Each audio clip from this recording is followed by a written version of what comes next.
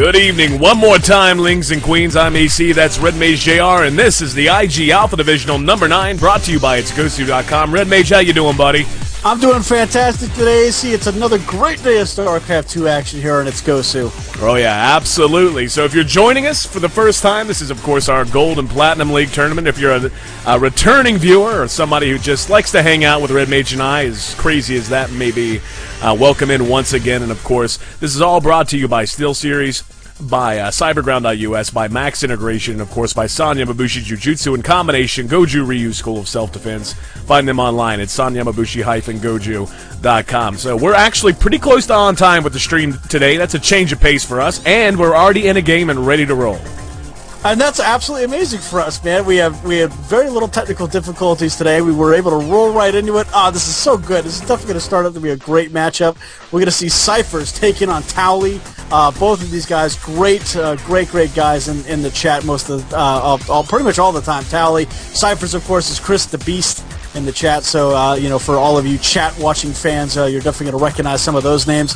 Yeah, I cannot wait to get into this. Cyphers is actually finishing up a smoke at this point. Now, see, I get that. That's all right. I as a smoker, he can take as much time as he wants. And I just want to point out already, they're starting shit in the chat with us, man. We got Source Ode, Medicus Otter, just reminding you to, yeah, go to hell, all right? Anyway, Deadly SC2 Live. We love Deadly. We actually rocked out some mad League of Legends action with Deadly last night. That was a lot of fun, man. A lot of fun. We played a ton of League of Legends last night. We actually learned a lot from him and Antarianism. Great guys, man. They really let the two of us just kind of work it. And you were a fiend last night, man. I gotta say, you picked it up pretty quick. And I played a game today, and I've actually found a character. I went online and just did a pickup group and had 9 kills and 1 death in a game. So I think I found my guy. I think I found my tune. So he's a little mage guy named Vagir. He's not a red mage though, so not trying to swoop in and steal your mojo. The Queen of Blades is so sexy. That's what SKS Storm says. And I'm not gonna lie, man. The statue they have of her at the Blizzard headquarters, yeah, she's kind of hot, especially since they started modeling her after the chick that did her voice acting in Wings of Liberty. Oh yeah, she's a fantastic voice actor. I can't remember her name at the moment. She actually does a lot of. She's done over 185 games and cartoons. So she's done some terrific voiceover work. Absolutely, absolutely. So, by the way, guys, I may as well go ahead and mention this. This morning, I woke up in a mood, and you ever just wake up in a mood where you just feel like bitching and ranting for no reason? Yeah, I woke up in one of those moods this morning. So I wrote a blog in 30 minutes that included MS Paint pictures of the new maps released by Blizzard that they're proposing for Season 3 of the ladder. And somehow it wound up on the front page of Reddit. Now, I submitted it to Reddit. I'll take full credit for that because I figured what the hell I wrote it. We'll see what other people think of it. But yeah, if you want to pop over there and listen to me rant on and sound very un-AC-like in the fact that I'm very vitriolic over ladder maps, feel free to do that. You can find that. It's the first blog on my profile on itsgosu.com, or as last I checked, it was number 2 or number 3 on the front page of /r/StarCraft over at Reddit. So, but yeah, I was pretty pissed, man. Have you had a chance to look at the maps? I did. I did see quite a few. Oh, we're in the game now. I got you. I'm in the middle of transitioning over. Cool. I didn't want to interrupt you while you were being vitriolic. That's such a great word, man. Oh man, every day I know I'm going to learn something new from the English language from you. It's hard for me to speak it, let alone spell it. But man, vitriolic has got to go into that vocabulary there somewhere. Fantastic. I like that. You know, you're if you ever watched Project Runway with Tim Gunn, he always uses these very big vocabulary words, and all the all the sewers and seamstresses always kind of just stare at him blankly for 3 or 4 minutes afterward. And that's kind of the way you're my Tim Gunn. Thank you, my friend. Thank you. Okay. First trivia question of the night. By the way, we see Cyphers getting his spawning pool up first. Going to be very, very safe here on Shakura's Plateau. He, being our Zerg player, spawning in the top right, and our lovely green Terran challenger Tally, a guy we know and love very, very much, spawning in the bottom left, doing normal stuff, getting his gas up, right about on time, walling himself in with 2 depots and a barrack. So while we wait for these guys to get going here, okay, here we go. What is the longest non-scientific word in the English language? That's the trivia question. And no Googling it, you bastards. Longest non... Like supercalifragilisticexpialidocious. That is not a word. that is. It does not appear in the Webster's dictionary. Oh, it is in the it is in the Winnie the Pooh dictionary, and with all the other Disney words that they make up. Heffalumps and woozles. But anyway, all right, we'll give the stream a little time to try and figure that out. If you Google it, I'll know it. And I'm going to look here in a second. After there's an answer, I'm not going to give the answer. Anti-disestablishment. Nope. There's one longer. One longer. That's number 2. That's the second longest word. Anti-disestablishmentarianism actually was up until not too long ago, up until about a decade ago. And I'll even give you the backstory on where the word came from. It's just one of those fascinating things.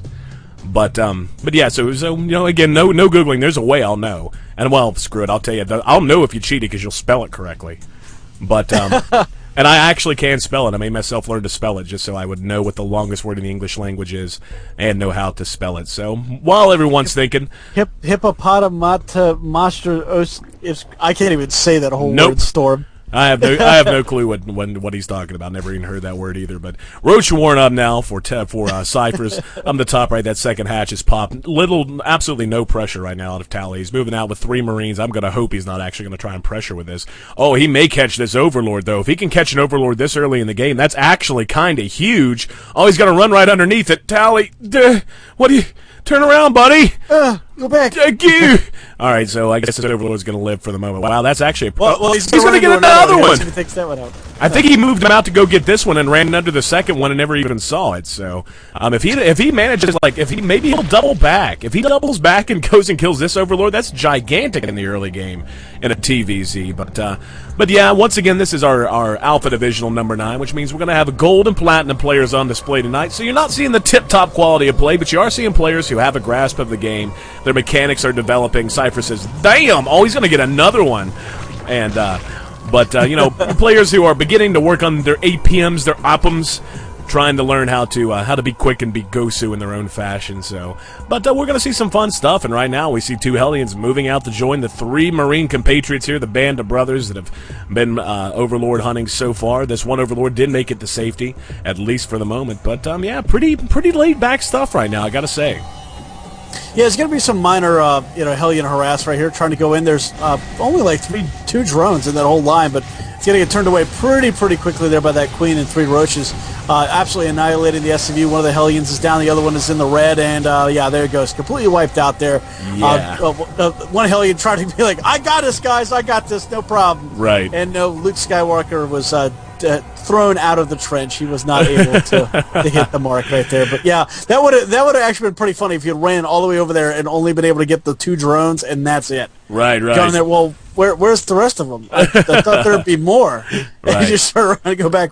Oh, wow. Cypher's actually going to push across the map, and this is actually some pretty good instincts. I got to say, Tally really threw away a lot of units there, and as of right now, he's got 1 tank, 1 Hellion, and 1 Wayward SCV hanging out down near the natural, looking like he wants to expand it. He may lose this Hellion trying to get cute with it. It's going to move out. The Roaches are going to one-shot it, so he's down to 1 tank to defend, and we may see 6 Roaches in this game real quick, Red Mage, unless Tally really stays on top of things and manages this. Oh yeah, now he's got that one Marauder right now, but he's about to get the supply depot taken out. These Roaches, Hellions coming up from behind, sandwiching them on that ramp. Brilliant maneuver right there, getting a good surround, more or less on that. Well, half the Roaches are dead now. Another set's going down, and finally some cracklings coming in. Oh, gets the supply depot up immediately. Barely able to block those out, and they actually... Oh, he drops the depot again, but it doesn't matter. The Ling's not able to make it through on force, or in force, I should say. But Tally doing a good job there, managing the crisis. And I was kind of worried when he had 1 tank out and 6 Roaches. It's like, yeah, a tank's going to do massive damage to Roaches, as will Marauders. But sometimes you just panic and you let your macro slip, and maybe he loses that depot and gets supply blocked. But doing a pretty decent job here. Cypher's still doing normal stuff back at the house. I just noticed it had the production tab open. Brilliant for me. Anyway, more Roaches on the way. Cypher's continuing to drone up. And it's pretty laid back. I mean, we're not seeing anything real cute. We're not seeing any kind of out of the way tech patterns. Basically, just both players getting to tier 2 tech and staying there, really. Oh yeah, right there, and that's actually pretty funny because the whole chat was basically calling for the production tab to be open, and I think the psychicness of the whole thing was coming right into your brain there. AC. Hey, StarCraft players tapped in. We all think alike, man. Right about the time, because I glanced up there to see what he was making, to see what tech path he was going down, if any. It's like, not there, and I'm gonna guess I probably glanced up about the same time everybody else did. So Cypher is continuing to push with his roaches. Doing a good job of maintaining map control at the moment, if nothing else. But and again, I hate to keep repeating it, just this is a very inactive game, especially for a gold or platinum league. We're just not seeing any kind of real tech. I mean, we see a Reaper on the way, but I'm gonna guess that's more for a scout. I doubt Tally's gonna actually be trying to transition into Reapers here. He's got it down here, probably anytime gonna grab it. Don't think he's gonna be producing another one, but yeah, there he goes. So. Anyway, do we have any more guesses on the longest word in the English language? Let's see. There was a couple more. Let me go back here. Follicle. I can't even say that whole That's word. That's probably it. Spell it for me. Floccinauci. Yep, that's it. It's floxinosinai hilipilificationism. Wow. Yep. Absolutely. So congratulations to Andy H.W. for your fantastic use of did he actually have the ism on it? That's the important thing. Did he have... he just had amplification, but not ism. Okay, so that's close. It's close. The longest is actually with the ism on the end, floxinosinai hilipilificationism. But the story behind that we'll get to in a moment as we see Tally beginning to move out. The Hellion's going to lead the way. One scan on the tower. Going to see there's nothing there, but he's going to spot the Roach and the Ling army. Doesn't look like he wants to engage at this point. Probably a good call. Instead, if he's going to engage, going to move out. And 4 tanks. This is actually a little bit of a scary force here. Very, very. It looks kind of thin from the top down here, but you see we've got 4 tanks with Siege, a handful of Marines, and a handful of Marauders. That's actually going to do a lot of damage to Roaches, and it's all going to come down to positioning and how well he can control this. He just threw away units in that very first little push, so if Tally can avoid doing that, his army should come out on top here. Oh yeah, it only took that one Hellion to really come out there and bait that whole army in, but I think he knows something's up, when because he had a position at that Zonaga tower, saw everything siege up, and now we see a little bit more of a back and forth there between Tally and Cyphers. But Cyphers being very, very smart, keeping just outside of that siege tank range, very good control there by him. Tally, trying to maneuver those tanks properly, trying to get them in a good position to walk that army right into it. He just wasn't taking the bait, and sometimes you just need to build a better mousetrap, and it looks like that's what he's going to do. He's going to start moving these tanks in again and try to get them positioned into a much better place to try to take advantage of Cyphers. And honestly, I would probably surround this little choke area, put them on either side, and then shell them from both ends, and then draw the army right through the middle. And that way, you've got a nice, good crossfire. You're not going to have to worry about shelling your own troops too much, and you've got him cornered if he tries to take back ways. Whereas right now, you see Cyphers seeing everything that's going on now with those two sacking those 2 overlords, which can be kind of dangerous at this point because he really doesn't have that many. They're going onto the creep now, trying to take out the third. To shell it. I was going to say this third did complete just a little while ago, and Cyphers has done nothing to defend it. So really, he's kind of getting what he deserves here. And we can see he's floating 2,000 minerals. So maybe a little bit of nerves getting the Cyphers at the moment, Red Mage.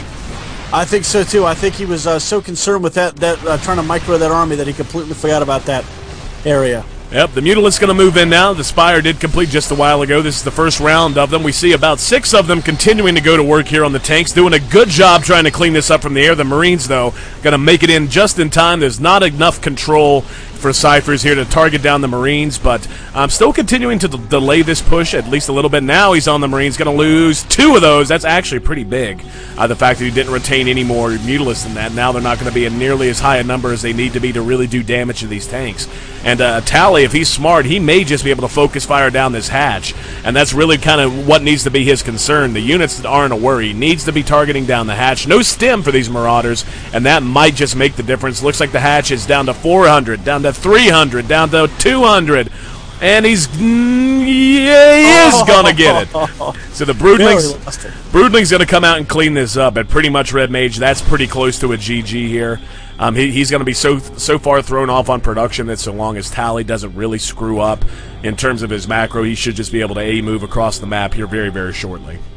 Oh, yeah, and a bad thing there by Cyphers is he had two lone Mutalisks just kind of hanging out in that rally position there, not really moving.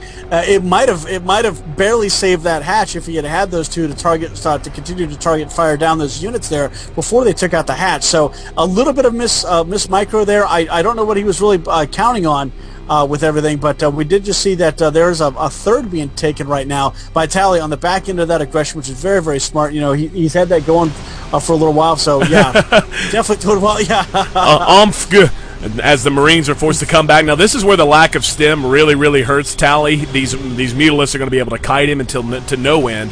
Going to be able to move around and kind of have their way with the main here of Tally. So Tally kind of slipping, having absolutely no missile turrets up despite having seen the Mutalisks quite some time ago. The Marines now making their way in, but again, without stim, they can't really chase them down. And this might be just enough to pull Cyphers back into things. Really, Tally being a victim of his own focus here. He's focused so much on that push and taking down that expansion hatch as he should have been, but now he doesn't have the personnel to deal with this. And Cyphers might have pulled himself even. If we go to the income tab, yeah, we can see that Tally's down to 19 harvesters now, so a lot of damage done here by Cyphers.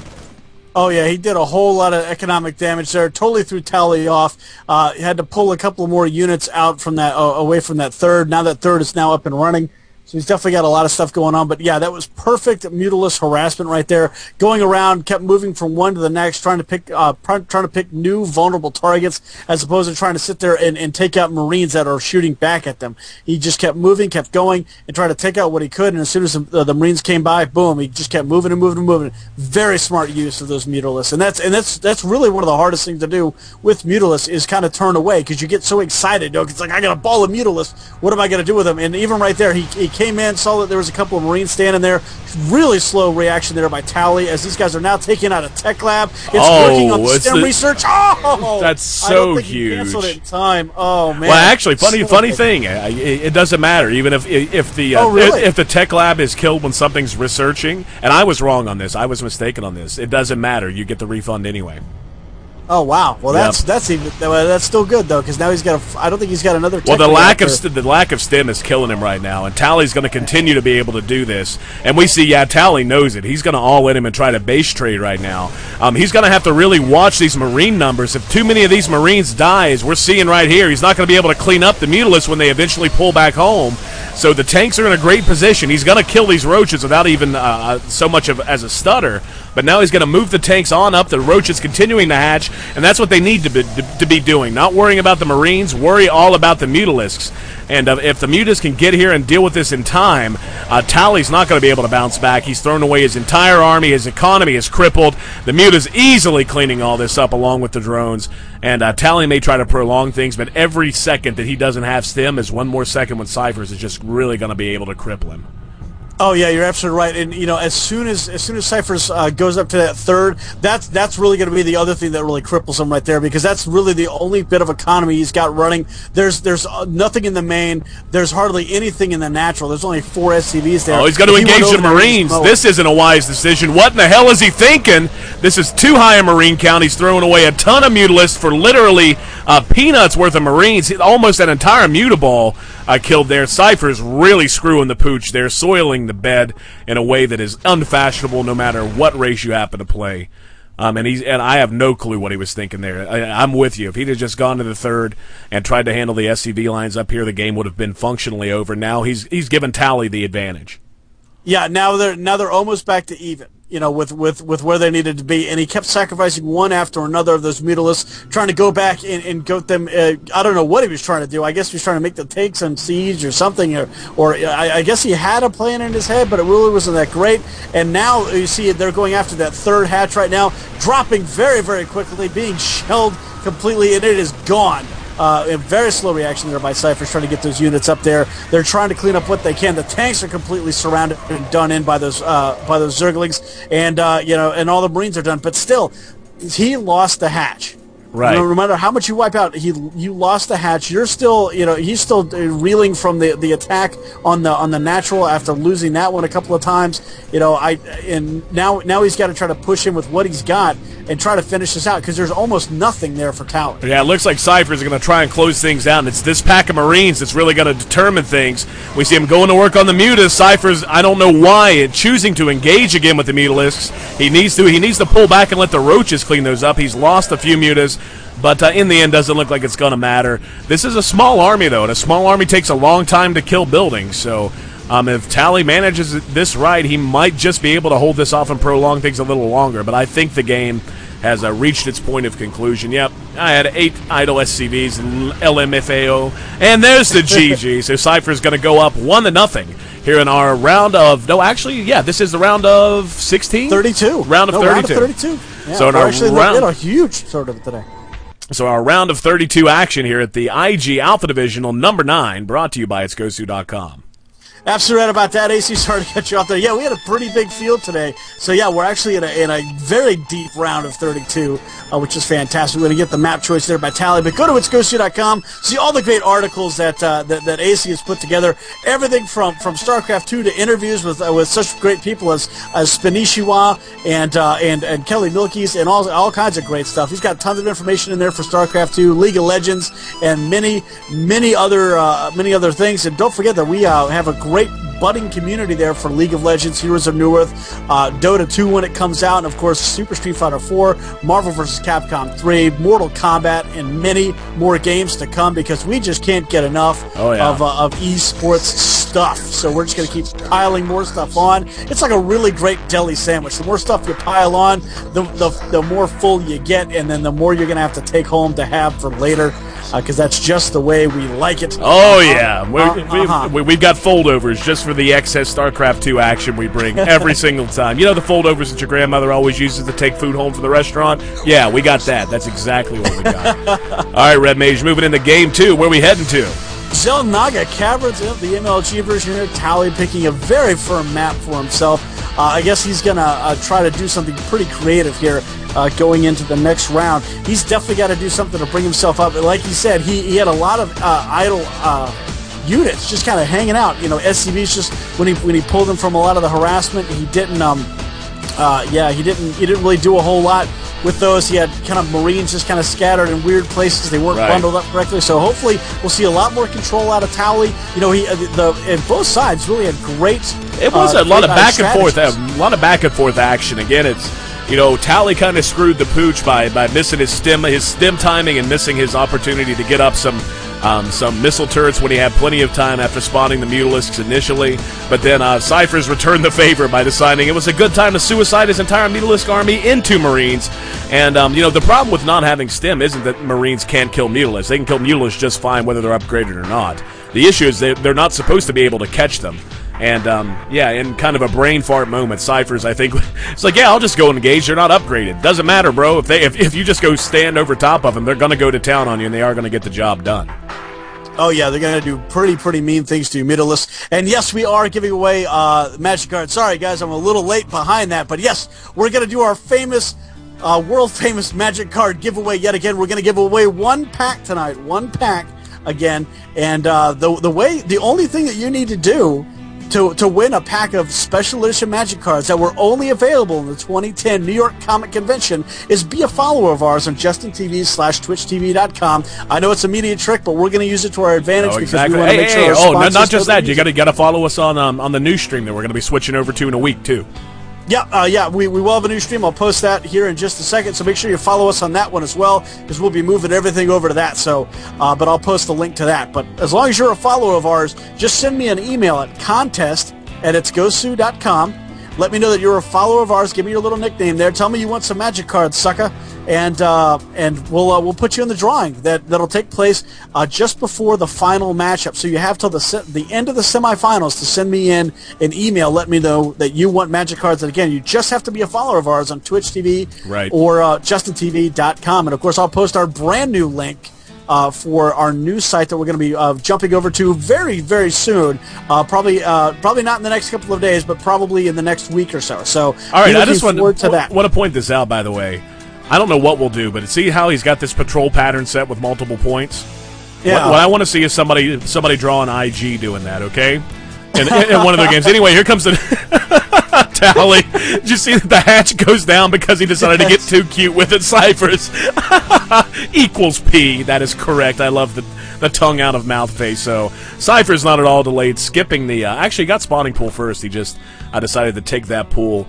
To take that hatch before the pool completed, and he had Zerglings out. Probably a good call. Might see a little 2 racks now out of Tally. Tally foregoing the 2 racks in Game 1, and I think that's really what kind of put him a little bit behind to begin with. And especially on a map this size, you're really just kind of setting you're missing out on an opportunity for nothing to not 2 racks a Zerg opponent. There's really no good reason not to do it. Yeah, it's such a strong build right there because you can do so much with it. It's got a lot of versatility. It's got a lot of it gives you a lot of option to put on the early harassment to defend your base if needed to. He is a little slow in getting those Marines down there into that bunker. That could have been extremely dangerous if Cyphers had something to defend, or if he had sent over some drones. He could have easily taken out that Tally kind of rolled the dice here. He decided to take the bunker before the supply depot back at his house, so he was supply blocked, and that means he's going to have a small Marine count for right now. So he's just going to rely on the 2 Marines, and so we're going to have to see. I mean, it's very subtle, but the fact that he decided to build the bunker as early as he did allowed him to get the bunker up super duper early. But his Marine count, we see, just now beginning to stream down 2 more, and these barracks were unable to produce. And okay, it looks like he's just going to use 4. He's not actually going to commit to this at all. So there's really no reason why Cypher shouldn't be able to defend this at least somewhat in the long term. I don't have a clue why he's doing that. He has nothing to gain by pulling out right now. He just needs to focus fire down the hatch and see if he can race his opponent. Yeah, leave him in there, buddy. Don't take him out. Keep him safe. No, what are you doing? You're gonna again. Now there's a roach. Get him back. Get him back. There we go. Yeah, he just needs to focus on the hatch right now and use that SCV to repair and see if maybe he can take this out, because since he did cease Marine production. Again, what's he doing? Getting a little too cute, Tally. Little too cute, buddy. There's a building that protects Why do you keep pulling him out? Stop! I know that's what the Gosus do, but the Gosus do it for a reason. You're just kind of popping them out for the funsies. But to be honest, I won't say that cost him directly, but the fact that he wasted a lot of time running back and forth, to get the hatch down this low, I think he could have done a bit of a better job. But again, he wasn't at all committed to that. He took time to build the tech labs, which means he was obviously just relying on the 4 Marines to do what damage they could. And if nothing else, he forced Cyphers to invest a little bit more in spine crawlers and in units than he might otherwise. But he still got the drone count pretty high, so not over-committing on the defense either from Cypher. So good instinct from Cyphers there. Yeah, great job. And he left those 2 Zerglings in the back until Tally started popping those out. So oftentimes we see something like that, and they'll just toss 1 or 2 Zerglings at it, and they just get mowed down before they even get close. So fantastic micro there, and a fantastic sense by Cyphers. And my macro is horrible. What cracks me up is, like, if your macro is horrible, why are you chatting? It's like, if you don't have the APM to waste, then don't be wasting it at the chat, man. But we heart Tally. We heart Tally. Love him. Love him to death. Yes, a great guy. So, but you know how it is. Whenever you got friends, you pick on him. So we can't help but pick on him just a little bit extra this evening. And it looks like Tally's not going to wind up in a situation like last time. Says, screw it, getting stim early. That's what I'm doing, Red Mage. Stim and concussive shell on the way. And now the tech lab going down here on the starport. So we may see some Banshee plays. My girl going to make an appearance? Come on. Let me see her, Tally. Give me some good loving. That would definitely be a very smart choice on Tally's part if he was going to put together some sort of Marine Marauder, well, probably Marauder Banshee ball with a little bit of Hellion support. I think would do some serious good there. He's getting that stem early, too. Very smart. Yep, there's your Banshee girl right there. She's going to make an appearance. And, you're really going to need a medevac if you are going to start popping stems. Because you need them to be able to take those crackheads out of the equation there. I gotta start keeping like little sound effects every time the Banshee's made, and you can do the same thing. It's not the same for you because you always get to see medevacs. It's kind of rare that I get to see my Banshee girl like every time one goes into production. When I saw her face, something like that to kick on. How great would that be? But that would actually be pretty ballsy. Now I'm a believer. But command center in place here for Tally. And honestly, he may be trying to do a bit too much here. It's going to be real hard for him to support Marauder. The Hellions are fine. Marauders and Banshees out of dual starports, I don't think he's going to be able to do that on just the one base. Yes, he's got the second down here. Still not mining from it. Still no defense on it. And he'd have to get the gases up really, really quick. It's an issue of gas more than it is of minerals. So maybe just getting a little bit too cute for his own good, which means he's probably not going to have the unit composition I think he wants at this point. And, you know, this is real dangerous right now, Red Mage. You have 4 Marauders out on the map, in the middle of the map against the Zerg opponent who's already showing Zerglings. Speedlings maul Marauders. Like right here we've got... seems to be 14 Speedlings. 14 Speedlings could clean up those 4 Marauders. They're joined by their friends now and going to be a little bit more dangerous with the Hellion support. But you get what I'm saying. You got to be real careful against a Zerg, man. A Zerg will punish that. Yeah, you definitely got to be very, very careful with those. Even with the concussive shell, you may not be able to slow them down enough before they can just completely surround and overwhelm you. Because, as you know, Zerg is a swarm army, so you need a swarm counter defense. And though that nice cancel on that hatch right there, almost about to complete, almost about to get annihilated, and still canceled it in time. It's a shame he didn't wait. If he had waited a little bit longer, the drone transfer was going on, and we see Cyphers immediately turning him around. He's got him back at the natural, but if he had decided to do that just a little bit later, he could have killed what looks to be, about 12 drones with that attack because the rocks are still up, and there's no way that Cyphers could have reinforced to try and defend that attack anyway. So, but now being active on the map, I like this out of Tally. He says, you know what, my macro's been slipping a bit, but now, I mean, you know, and he's keeping his money low. Good for him. Granted, part of that's because he hasn't converted this to an orbital yet, and he's still a little thin on the SCVs. Not producing any right now. Bad boy. Always be making SCVs. Now we see, this is what I was talking about, Red Mage. The Ling's going to move in and take out 500 minerals worth of Marauders. Immediately going to go to work here on the SCVs. The Army's so slow to try and return for Tally. Oh, no, Tally. Just going to sack him. He's moving his army to the south. Tally having a panic moment here, not handling the crisis too well at all. Oh, yeah, you know, I guess he's trying to go for a base trade, but those Zerglings move a heck of a lot faster than your Marauders, and they look like a fungal growth. Yeah, no, the Infestor was out. We saw Cyphers go directly to the Infestor tech, so he only had one out. The Roach count here pretty high, but only the Queen's able to shoot up. So as of right now, the Banshee, so long as they're controlled properly, might be able to do something to try and bring Tally back into it. He's functionally dead at this point. The Lings are pounding at the gates here, trying to get Lot out of his home, and Tally offering him 2 virgins to be ravaged if they'll just go away. There's a biblical reference for you people. Hopefully somebody gets that. But well, you know, this is like a really bad eviction right here. Like, let us in! Get out! You know, oh man! Now the Roaches are going to be able to help out. They're going to be able to take out those SCVs, and yeah, this is definitely not looking good as those Lings come streaming in, trying to get a mini surround on that front Marauder. And as soon as he goes down, yeah, there you go. The other guy. He's going to kill both hatches. He's just killed both hatches of Cyphers, though. Both hatches are dead right now. So while Cyphers is doing what he can, this actually is going to turn into a base trade. We see a 3rd and a 4th hatch going down at the 9 o'clock position. Oh, and he's going to lift it. That's smart. He needs to lift everything at this point. But, yeah, this is basically over. Cyphers is going to win this game one way or the other. Going to take a little bit of time, but we'll let him play it out a little bit longer, just so long as Tally's not a dick and floats his command center into the corner. But, yeah, I mean, this has been basically about as true a base trade as you're going to see. Both hatches dead. But these next 2 hatches pretty close to completing. Well, this one, yeah, about halfway done at this point. The one up here at the 9 o'clock position, a little over half. So one way or the other, this is going to be Cypher's win, I do believe. But Tally says, I'm not giving up. He's got 1 Banshee. He knows she's hot. She's got 12 kills, and she's going to keep going to town on the Roaches. Yeah, very smart move, and he's still continuing to take down everything that he can. I don't think he's got a single SCV on the board right now. Yeah, all he's got at the moment is just those 3 Banshees and 2 Marines. He does have enough to make an SCV if he can land that command center, but honestly, those Banshees are doing enough where they're going to keep slipping and sliding away, and Cyphers has 2 drones right now. So as long as he can continue to pop down spore crawlers at those locations, he's going to be able to completely hold off this Banshee assault. With the Hydralisk Den is actually alive. The Hydralisk. Yeah, well, the Hydralisk Den is off a creep, and it's losing health slowly, but the hatch has popped over here at the 9 o'clock position, and immediately are we going to see Infestors. All right, I guess that makes sense. Couple of Hydralisks on the way, though, but yeah, as soon as the Hydralisks get in any sort of decent and worthwhile number, oh no, he's going to take out the Hydralisk Den.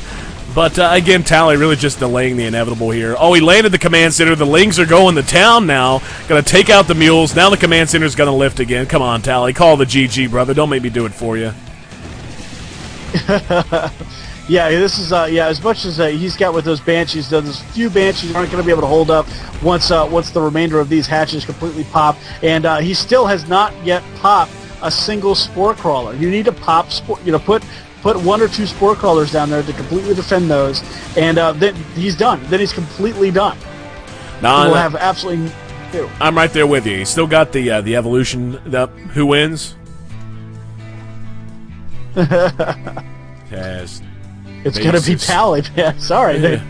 Yeah, there's the fungal growth right there, and the Banshees are pretty much dead. This one's waiting to get the energy to do it. It needs to move a little bit faster. He really should have just taken it out of the way. Well, I think he's being a little too cute right now. I mean, it doesn't really matter. I mean, fungal growth works fine. You know, that's gone now. Basically, I'm with you. If he just builds a couple Spore Crawlers, there we go. Finally getting the spores down. And yeah, I mean, come on, Tally. Don't be that guy. Don't be that guy who has no clue how far behind he is. You have one command center that's already a little bit damaged. You have nowhere to put it because Cyphers controls the whole map, and we got people waiting. How many minerals? 1 billion.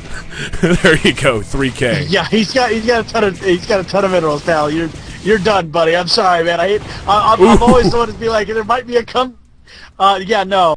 There's no comeback. So well, he just lost his last Banshee over here at the 9 o'clock position. So anyway, Cypher's going to advance now, going up 2-0 and winning this series with against Tally here in the IG Alpha Divisional number 9, brought to you by itsgosu.com. You're absolutely right about that, AC. What a great starting match right there between those two. So we're going to just follow Cyphers right now, taking on Deadly Craft. Fantastic. On Belshire Beach. Hopefully, I think Deadly is a Protoss, so I might be able to see my favorite matchup. Deadly is a Terran. Favorite base. Oh, that's right, he is Terran. Oh, that's right, he is Terran. So we're going to see a TVZ. We're going to see your favorite literary matchup on my favorite map. We're going to see the Z-Day invasion, as it were, in the rewritten histories of time.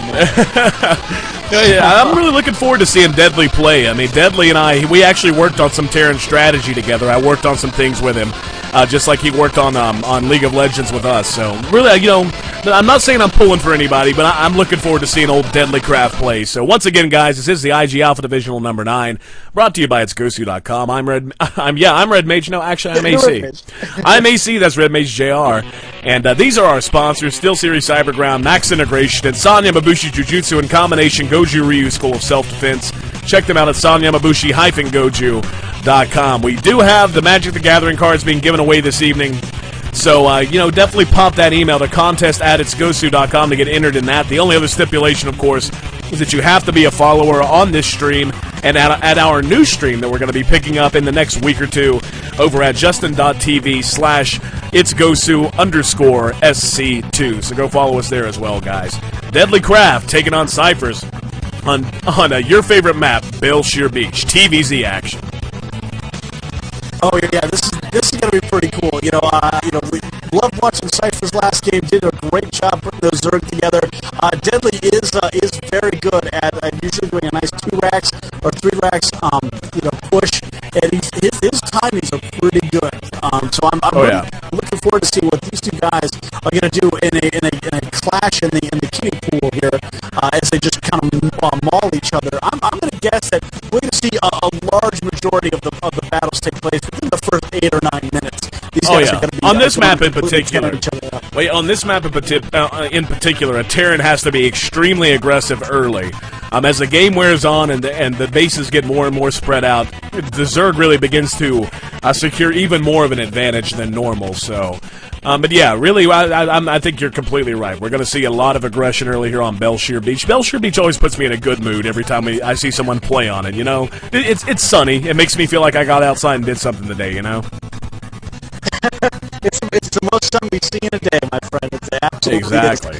It's you almost want to just see one of those scantipedes just hanging out with a bunch of kind of like in a Corona Light commercial. I forget what they call what they call the drinks in the core hall sector here. The Copperloo sector. Gosh, I can't. What drinks? I can't remember what they call the drinks. Because Jim Raynor's drinking a very special kind of whiskey. I can't remember what that is. The brand of it? Yes. Yeah, the brand. I can't remember what the brand name of it is for the future. But, you know, I think we should definitely film like a quote-unquote commercial with this canopy coming by and just see Jim Raynor, you know, improve your whole, longitude or something. Oh, yes. Well, you and I talked about for a long time of, the next comic convention we get a chance to go to, where we ought to do a little SC2 cosplay. I think you'd make an amazing Jim Raynor, and I'd make a good Tychus Finley. Yeah, there you go. We can definitely do that. Yeah. We'll put Mr. Mini-Me as probably, well, no. He could be Swanee. He could be Swanee. Yeah, no, he could, or Egon. He'd be a better Egon.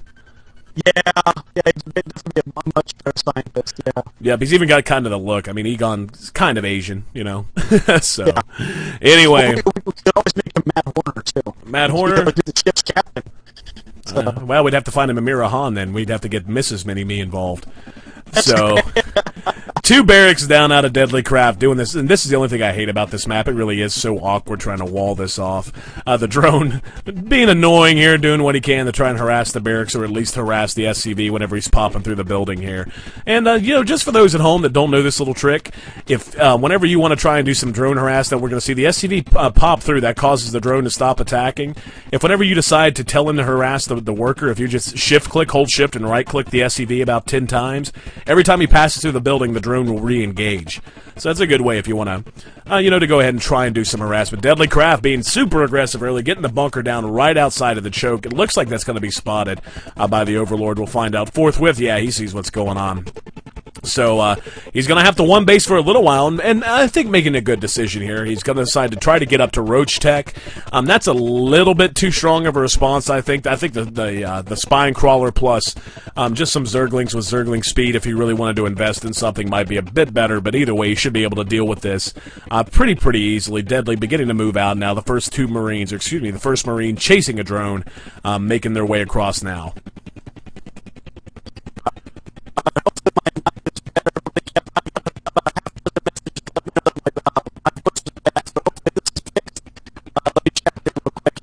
Hey, you sounded good in my ears, man. You sound solid to me.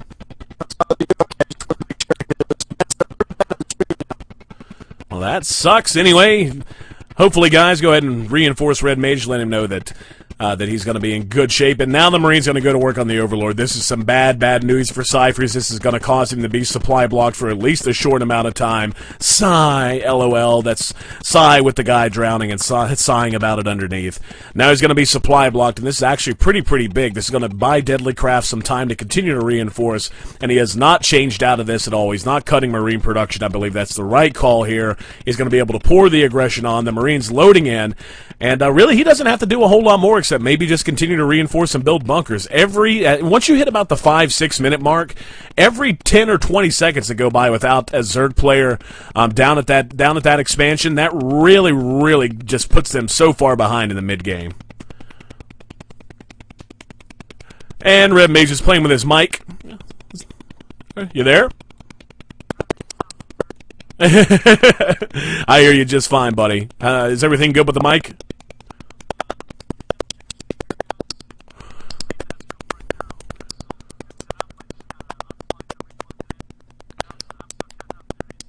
Well, that's weird. You sound fine in my ears. And do I sound good? All right, ask the stream if it's both of us chopping up. Because it doesn't make any sense at all that you would be chopping up and I wouldn't, since you're running through my stream and you're running through the same client that's going into my ear.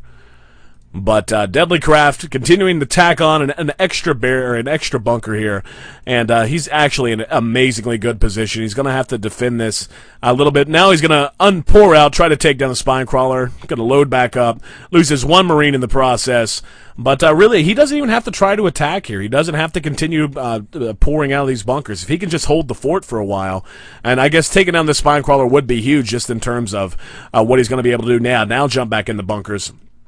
But, yeah, Cypher's really in a lot of trouble, and Deadly Craft being so good, expanding behind all this action. So, Red Mage, you there, buddy?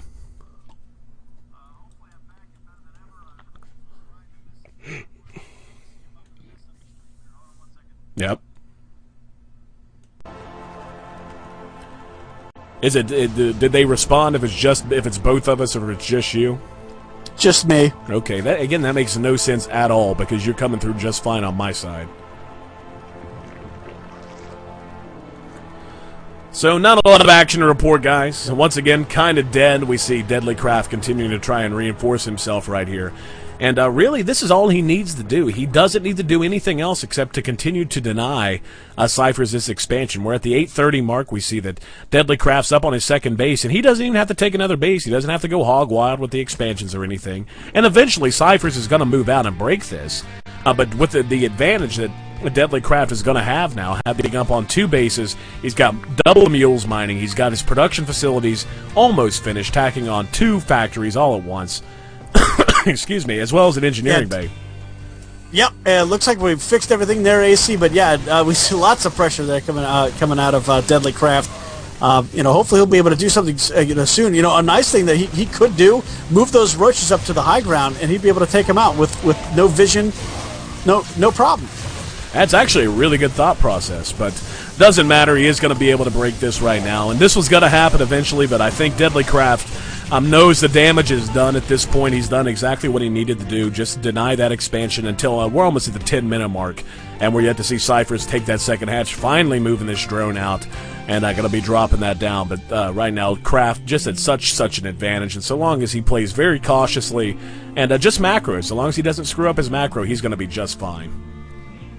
Oh yeah, As long as he stay true to what he's doing, you're absolutely right about that. AC is going to be right on top of it. He's finally taking that expansion now with that single Marine. I was going to say it's taking him a little long. I don't think he needed to pull all those roaches, but bless you. But sorry, I was trying to cover up the mic as much as possible there. Oh, I hate when I do that. We see Deadly getting a great wall in here. Is going to be throwing down 3 barracks and 2 bunkers that do what he can to try and prevent any Zerg counterattack. To be honest, he doesn't need near this much. He really wouldn't even need a wall. But he's being cautious, and I like that. Given the strength of his last play, this is what he needs to do. Just stay safe and macro. And then, in about 50-60 supply, he should be able to push out and just go a move for a win. Yeah, and right now, the best thing he could do right now with all of these tech structures going in, or unit producing structures going in right now for Deadly Craft, he could double expand. He was falling way far behind with that one. He might as well throw down another one, get himself back up and running, get more drones going, and be able to make offensive defensive unit at a much higher clip. Because again, and even though he's got that one macro hatch, he is going to need that economy to start kicking in. Because once Deadly tries to take a third base here, probably in the next 1 to 2 minutes, it's really going to throw off Cyphers a lot, because he will not be able to produce units as quickly, because he's going to start running out of cash very, very fast. No, right now, Deadly really doesn't even need to take a third base. In fact, taking a third base at this point I feel like would be a mistake. That's just opening up another attack avenue and more ways for the Zerg to punish you. A few Zerglings going to try and move their way in. A little bit of a gap there, so he's going to be able to make it in here. Not going to be quick enough. The Zergling's going to get in and get a perfect scout of everything going on back home, but I'm not going to see anything that isn't expected, I don't think. Tank, Marine, Marauder, not exactly a unique composition in terms of TVZ. So, but really, yeah, I mean, taking this third hatch, third expansion for Deadly, there's no reason to do it. He just needs the macro, get his upgrades, and hit a timing. He's got the +1 on the way, he's got the combat shields on the way, and he's doing just fine on his tank and Marine and Marauder production. So, honestly, as soon as this combat shield finishes, I don't see any reason for him not to push out and pretty much just to go win the game. Yeah, he is just going to be able to pretty much A-move and go for it. He did not. I was going to say, did he leave enough space for those tanks to get around? Yes, he did. So yeah, that would have been pretty dangerous if he hadn't left enough space, because, again, he would have had to cancel his production of a Marine or waited and really delayed those tanks going in. Now it just seems like he's stopping. Go. Keep moving. Don't stop. I think he's waiting. Well, I don't know. His upgrade's finished. He got the combat shield. He got the +1. Now's the time to hit. If we go back to Cypher's base, we can see he's got next to nothing. A handful of Mutalisks and just a very small roach count. And Cypher's really doesn't have a choice but to do what he's doing now. That's to take a third hatch blind and just hope that his opponent happens to screw up somehow. And okay, Deadly, just salvaging a bunker. Looks like he's going to split his force. Nope, I didn't mean to do that. That was a pathing issue, so he's going to move out all as one. And these Mutalisks now going in for the harass. Back in the main, okay, he's already got a couple of missile turrets up. Good for Deadly. Not making the same mistake that really cost Towley. And Deadly has no reason to chase those mutas back home. He should be just fine. That's such a small muta count. And so long as he's able to pull the SCVs like he's being so diligent about right now to repair those, not going to matter. And, just going to move in. He's got a decent number of tanks, 5 of them, augmented with a count of approximately 26 Marines and probably a half-dozen Marauders. Not going to be anything Cypher's going to be able to do. Oh, yeah, and Cypher's trying to prolong the harassment there with those Mutalisks. I think he was just kind of throwing those away. He barely got those made through. Smart move there by Deadly to open up that choke point a little bit more to get him some more room. And now we have the major engagement. All right, the Roach is going to dance in a little bit. They're trying to be very, very wary of what's going on with the tanks. Now, here's what's important. We see no Banelings on the map. Banelings are what a Zerg player, especially a Roach-heavy player, needs to try and break something like this. The Roach count's going to work on the Marines. The Marines holding their own, though. The tank slightly mispositioned, needs to pull them up just a little bit. Not the best place for that Marine ball to have engaged, but I don't think it's going to matter. This second hatch definitely going to die. More than likely he's going to spot the third forthwith, and he's going to be able to take that out as well. And Cypher's, I believe, after 2-0ing Tally, going to lose his first game here to Deadly Craft. Oh, yeah, right there with the AC. Yeah, this second hatch is going to fall. And, now the little bit of army that Cypher's has is going to come in here and just get completely wiped out. He's now pulling the Queens in, just see what he can do. But, yeah, I'm right there with you. It's essentially GG. Double the expansion, or I'm sorry, double the food. Yep, there's the GG there by Cypher's, and that's gonna give Deadly one up in this series. Absolutely. So Deadly Craft takes a 1-0 lead over Cypher's here in the IG Alpha Divisional number 9, brought to you by itsgosu.com. Absolutely right about that, AC, as we get the map choice here from them. See where we're going to be headed to next. All right, guys, thanks so much for joining us. I'm AC, that's Red Mage JR, and this is the IG Alpha Divisional number 9, brought to you by itsgosu.com, and of course by our sponsors, Steel Series Professional Gaming Gear. Check them out online if you're in need of a mouse, a keyboard, or any kind of peripheral for your computer gaming needs. Cyberground.us. Check them out online at cyberground.us. We're going to be having our live LAN event there this coming weekend, so if you happen to be in the Northern Virginia area, stop by Cyberground, say hi to Red Mage and I. We'll give you a big bromance hug, and we'll make you uncomfortable. So either way, everybody wins. Max Integration, they're your IT technical company of choice. They work with you in real time on your time to make sure that your web or tech project is taken to the next level. And of course, the sponsor that provides us with all the wonderful magic cards, as weird a combination as it is. Speaking of combination, it's San Yamabushi Jujutsu and Combination Goju Ryu School of Self-Defense. Find them at sanyamabushi-goju.com. So where are we heading to here, Red Mage? We'll be finding that here momentarily. We're going to go to Zone... put that one. Zonaga Caverns is where we're going to be headed to next. So we'll be moving right in there. Give me 1 second. I'm just handling something behind the scenes momentarily, then I'll pull everybody into the game. Not a problem, guys. And if you're enjoying the tunes right now, you're hearing a song called Cryo Sleep by Muckiness Supremacy. You can check them out online. And you can actually download this song for free, or at least I did way back when, about 6 years ago. Wow, it's been a long time. Whenever they released all of their albums online. But make sure you buy their albums as well. And Ronald Jinkies. You can find him at ronaldjinkies.com. Buy his album, Disorganized Fun. You won't regret it. It's one of the best albums I've ever heard. So, we're slowly winding down here, the 2011 Spring Tournament Series. We've run from April until this month. And we're getting in towards we're in the next to last week. Could you believe that, Red Mage? I know it's so hard to believe that just a little bit ago we started the tournament series, and now we're kind of like on the waning period, and I'm kind of saddened that our first season is, but at the same time I'm excited to see what we're going to be doing coming up. Can you believe? It's going to be very exciting. By the time we finish things up, I mean we're in June, obviously. This week is going to be. We're actually in the last week. Check that. It is not the next last. We're already in the last week of our tournament series, my friend. At least for the spring tournament series. July, don't worry about this. You see all the stuff we got penciled in for July? Ignore that, because we're going to be adding a lot more stuff moving forward into the summer. We're going to have an updated schedule to you. We're going to have more events, more cash and prizes. You know, and that's saying something. The fact that since see if you can wrap your head around this, my friend. Since April, you and I have done more than 60 events, and we've given out close to $3,000 in cash and prizes. That is a ton of cash. That's absurd. It's that absurd. Is a ton of cash. That is a lot of nights spent on the microphone. Oh yeah, and that's not even including all the nice little things that we've done, live and all the stuff where we didn't even broadcast. We were just sitting around watching tournaments and doing like analysis and stuff. So yeah, it's been one heck of a couple of months. Oh, it's been a blast. And here's what's nuts: we're going to have more events, and whenever, I threw that number out at you, $2,500, $3,000, somewhere in that range is the number of cash and prizes we've given out. We're going to be giving away at least, now get this, double that. I'm not going to give you the exact number yet. That's going to be in the official announcement, but we're going to be having twice as much money in terms of cash and prize pools given out in the summer tournament series. It kicks off on July 3rd with our King of the Hill. So keep tuned, guys. Red Mage and I, we love you all. We love having you here with us, either in the Justin.tv stream or in the BattleNet chat. We're moving in now, though. Deadly Craft and Cyphers, Game 2, TVZ action on MLG's Zelnaga Caverns. We getting the ready check, my friend? We sure are. One of the players had to go out for a quick bio break in the middle of, apparently, they got so excited that they had to go and take a bathroom break right there. Well, you know what's awesome?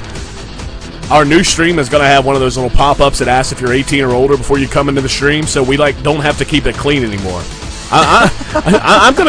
We'll continue to keep it clean, but yeah, instead of me saying soiled the bed, I can say shit the bed and not worry about anyone getting upset.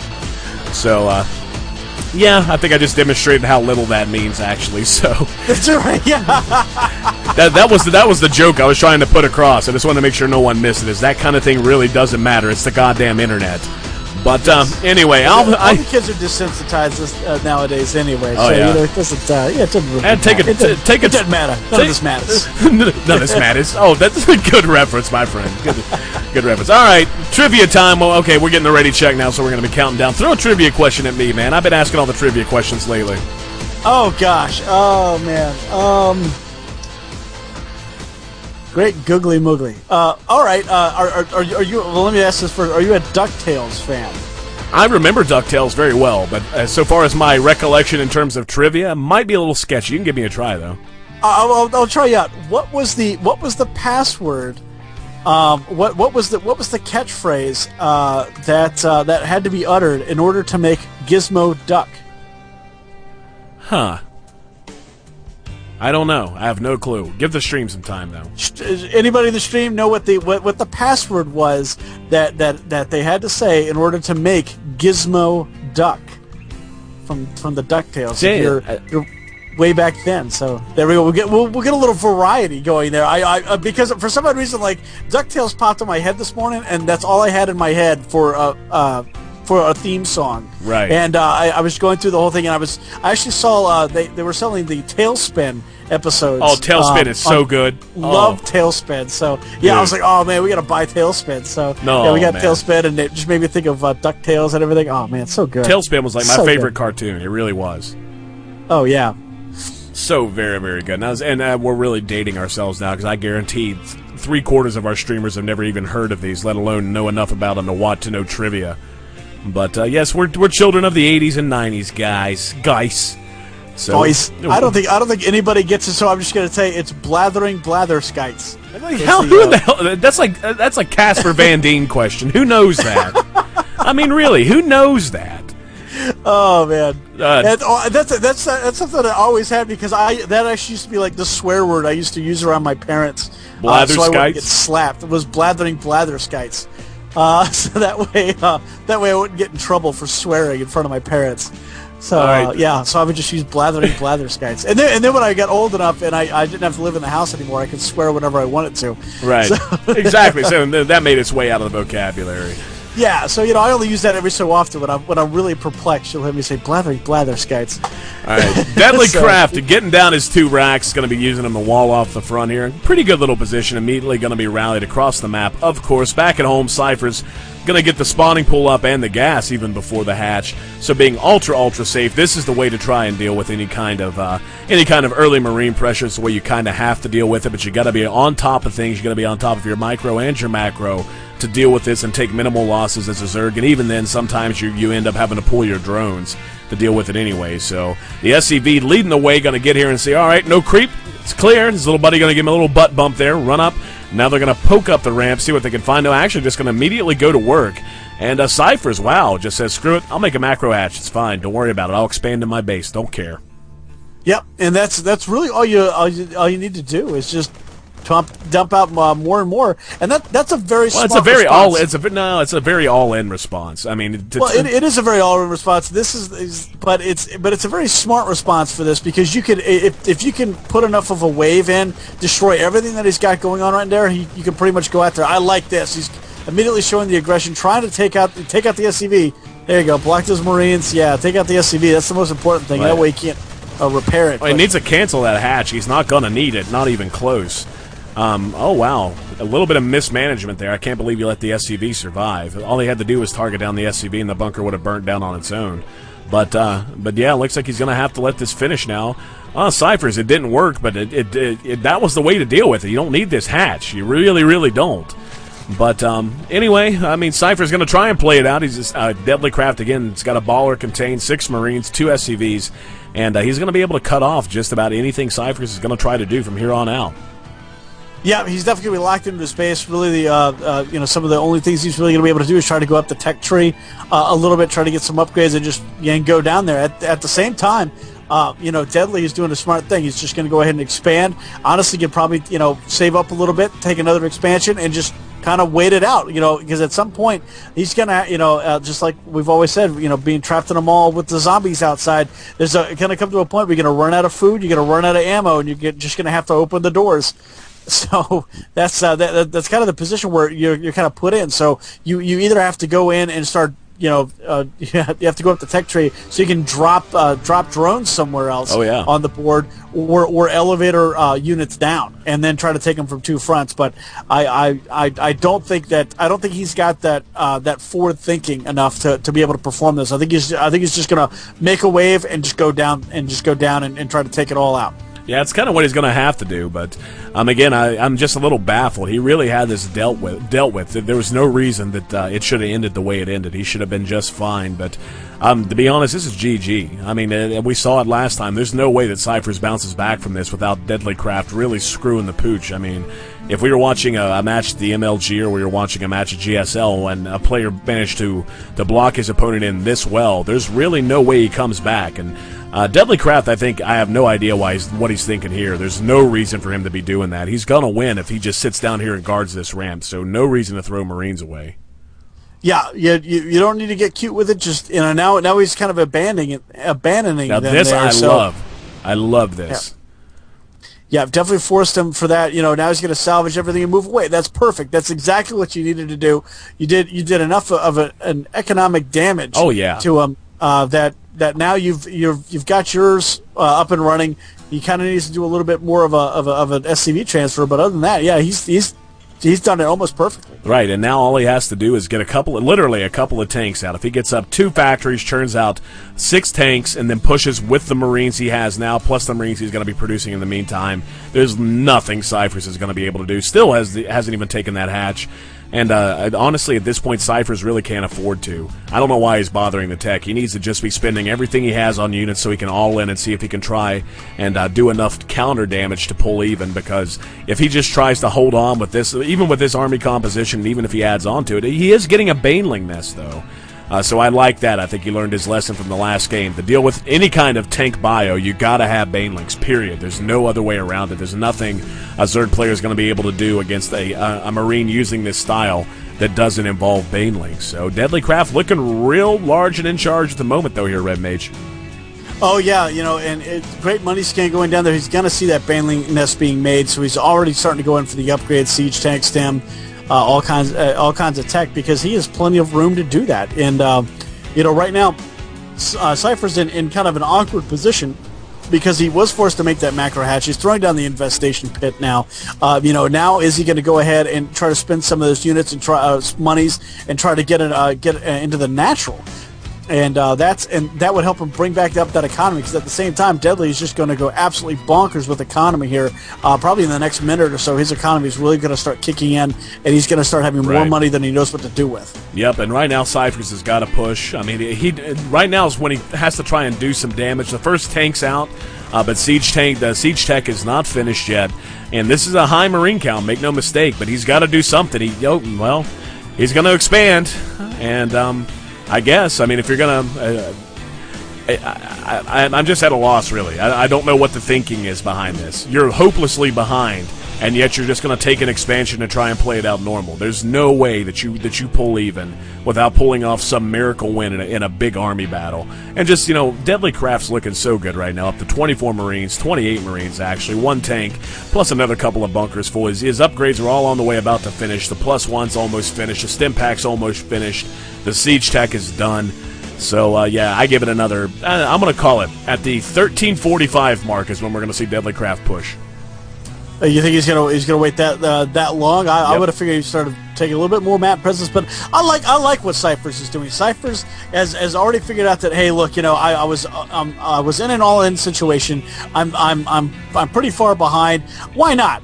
I lost a bunch of units. I'm probably going to lose this game. I'm going to go ahead and take that hatch and just see what I can do with it. And that right there is just awesome. That he's just going to go ahead and take that risk. Sometimes you just got to you have to be willing to lose in order to win.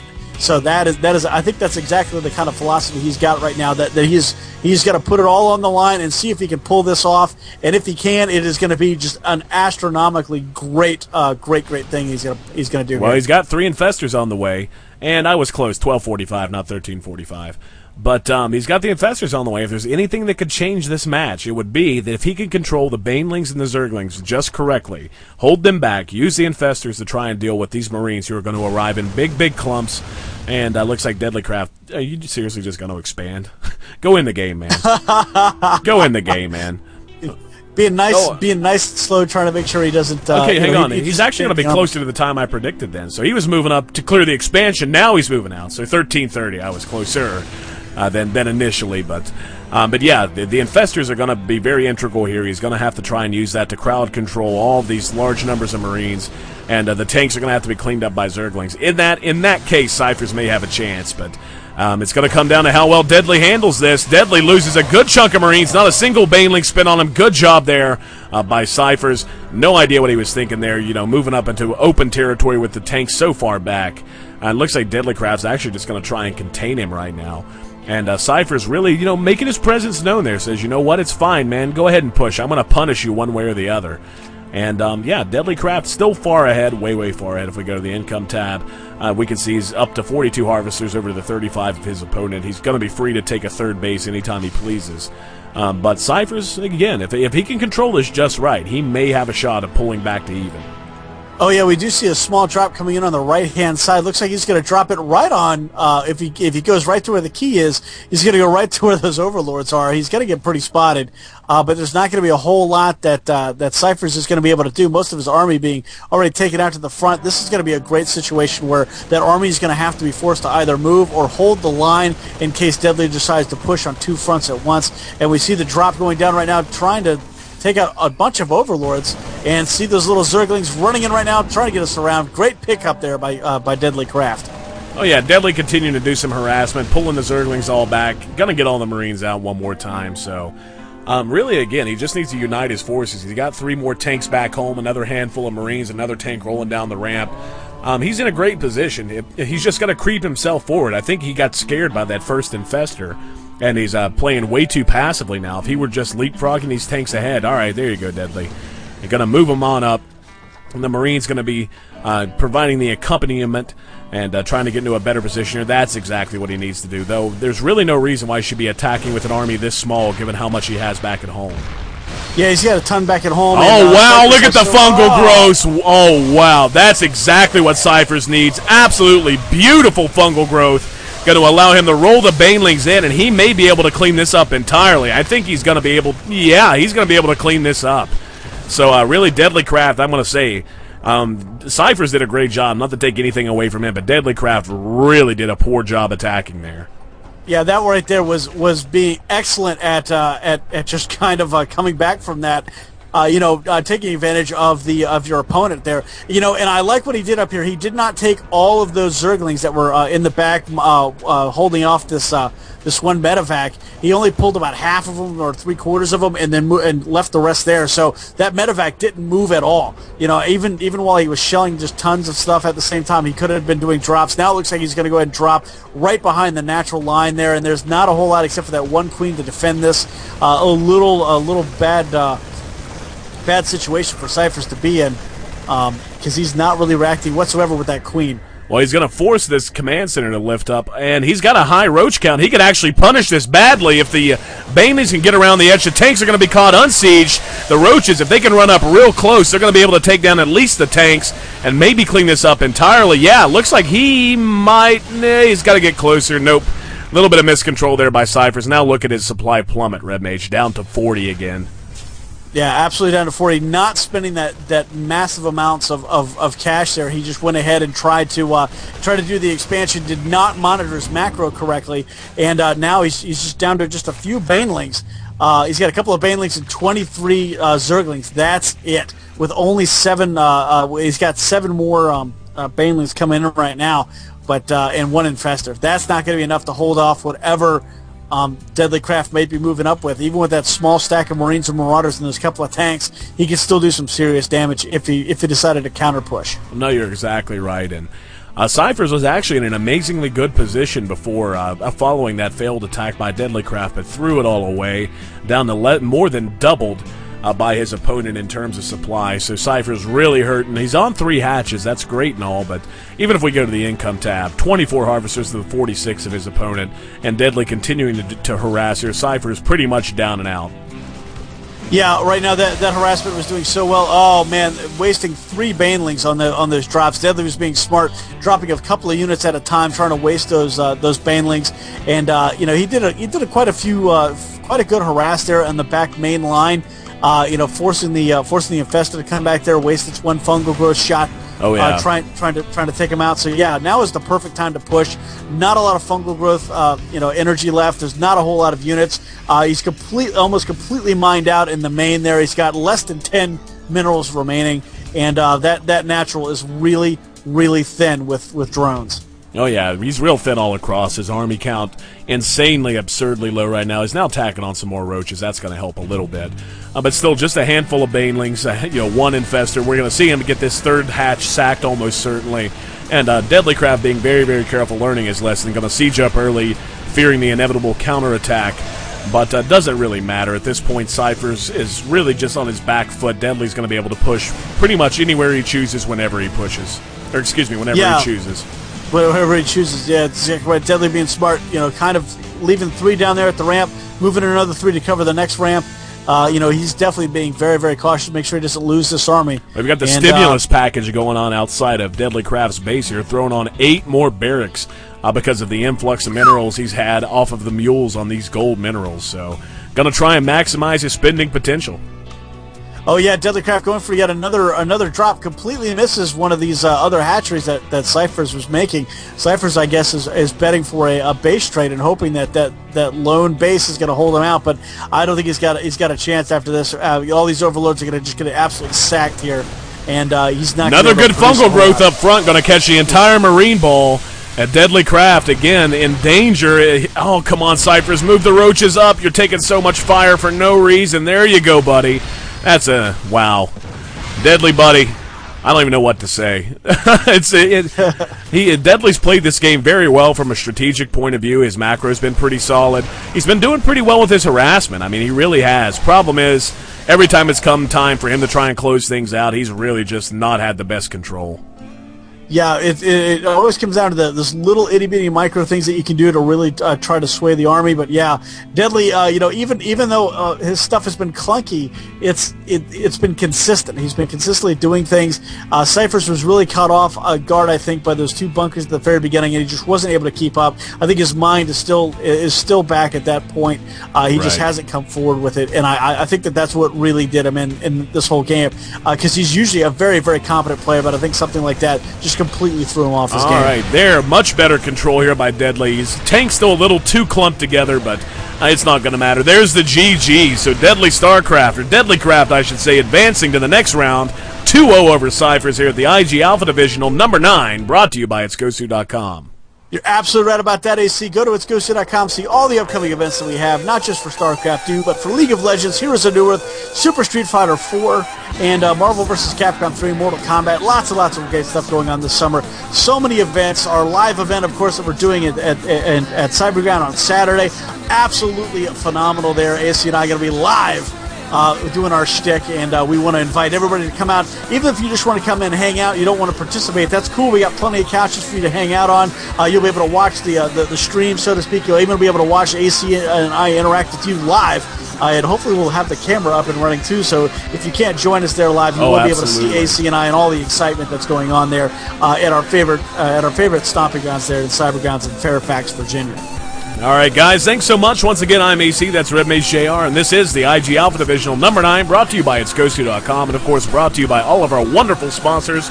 SteelSeries Professional Gaming Gear, check them out at steelseries.com. If you're in need of a new mouse, a new keyboard, or any new peripheral for your computer gaming needs, cyberground.us in Fairfax, Virginia. As Red Mage said, we'll be down there hanging out this weekend, so come say hi to us, and one way or the other, check them out online. And if you ever happen to be in the area, that's going to be the LAN center of choice for all your nerdly needs. Max Integration, your IT technical company of choice and source for all your IT technical solutions. They work with you in real time on your time to help you take that web or IT project to the next level. And San Yamabushi Jujutsu and Combination Goju Ryu School of Self-Defense.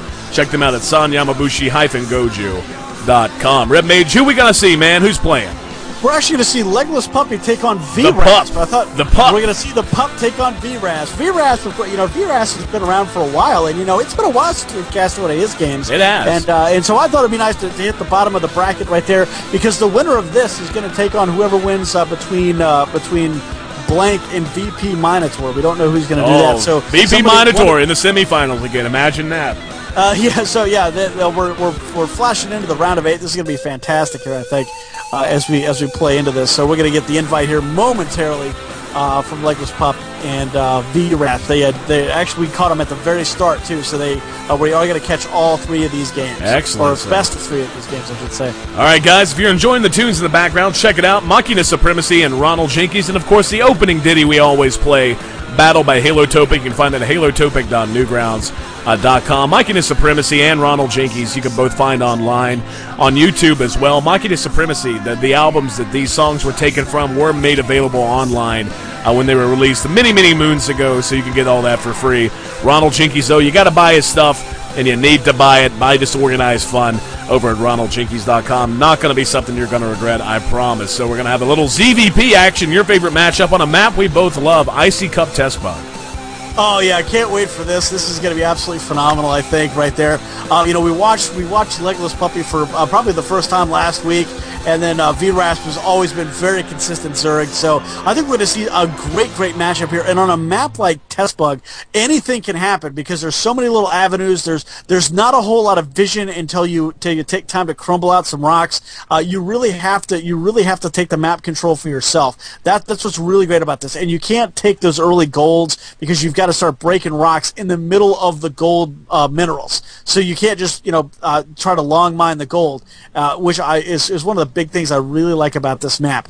And we are going to see them spawn in the green and in the sand.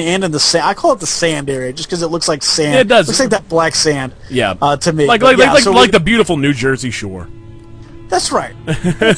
Which is so. Speaking of New Jersey, I don't know if you saw our friends from Hypercrew, Zyori and somebody else. I can't remember. Please forgive me for that. But they actually went to DreamHack. They had a really good time up there. Fantastic. So yeah, they said that the air was not as cold as they really expected, but they had a really great time just kind of hanging out. So welcome back to the States there, Zayori, and the rest of the Hypercrew team. Exactly. Yeah. Big shout outs to Hypercrew. Love them. Check them out online. What's their website, Red Mage? Can we call that out?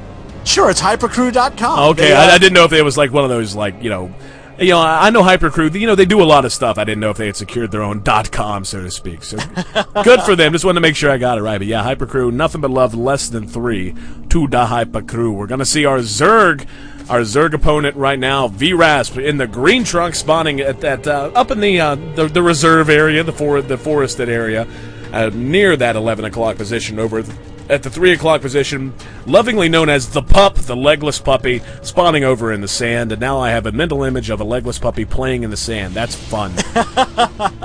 That is fun. Yeah. Although again, every time I hear legless puppy, I go right to The Losers, the movie The Losers, where they're calling Pooch the legless Pooch. That's unfortunately that's the only thing I have. And that, if you, I don't know if you've seen that movie. I believe we watched that movie.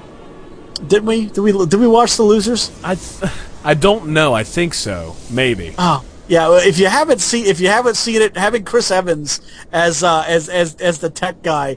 No, we did. We talked about it. We never got around to it. That's what we never got around to it. Yeah. So we definitely got to do that when you're down this weekend. Oh, yeah. If we have a minute or two. But yeah, it's a very, very funny movie. So I highly recommend it. If that entire cast was just very well done. So now getting back into it, not a whole lot going on. We do see that the spawning pool is going down first, so Rasp is going to do a good job at being a little bit more. Kind of drew a house aggressive. with his patrol pattern here with the probe. Kind of looks like a house.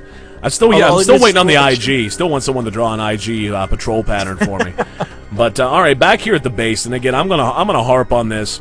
He's not too terribly far behind, so long as he takes his Nexus like real soon, he's gonna have to take it as soon as he gets 400 minerals. Do it for me. Do it for me here. There you go, pup. Good for you. But again, I'm not the biggest fan of getting all this junk up before your Nexus. If you're gonna forge fast expand, you really need to be economically focused. It is a bit of a gamble, regardless of, because there's no way, it doesn't really make a difference how quickly you get up the gateway and the photon cannon unless you spot your opponent 6-pooling or something, some nonsense. Instead, we see he basically just took his pool right about on time and followed it up with a hatchery of his own. And now, my biggest gripe in StarCraft 2, as of right now, please build a Stargate. It is so pointless to forge fast expand and not try to harass with a Stargate afterwards. It is so pointless. And anytime I see a Protoss not do it, I get patently upset. I lose sleep over it, Red Mage. I really do. I know you do. And, not just that. He doesn't have a probe outside the base. Right. He brought it in and then built it in. That's my pet peeve, is because if that fails, what are you going to do? What's your backup plan? You're just going to continue to warp everything just outside your base. But A, how do you get back in without destroying your own property? And B, what are you going to do when you want to expand to a third base? Now you're going to have to, again, destroy your own property, leaving yourself open for a quick attack, and you're not going to be able to take any map presence whatsoever without warping stuff in. No, I'm right there. It just absolutely bothers me. Oh, no, I'm right there with you. And if you want to do that, fine, but you better be making Stargate units, and I don't see a Stargate yet. I'm about to have an aneurysm. A legless pup getting his probes down here to work, so being Johnny on the spot with that, to a certain point, VRAS still hasn't pulled the drone transferred quite yet, but he has gotten the Roach warrant, so Roach production is on the way. And really, if you don't see a Stargate, and you have no reason to think a Stargate's coming, this is the way to punish this. Go for very early Roach pressure. There we go. All right, pup, you make me happy. Good pup. That's a good pup. That's a good boy. That's a good puppy. That's a good boy. Better puppy. Well, I now I have a mental image of petting a legless puppy. That would be bothersome. It'd be adorable, but bothersome.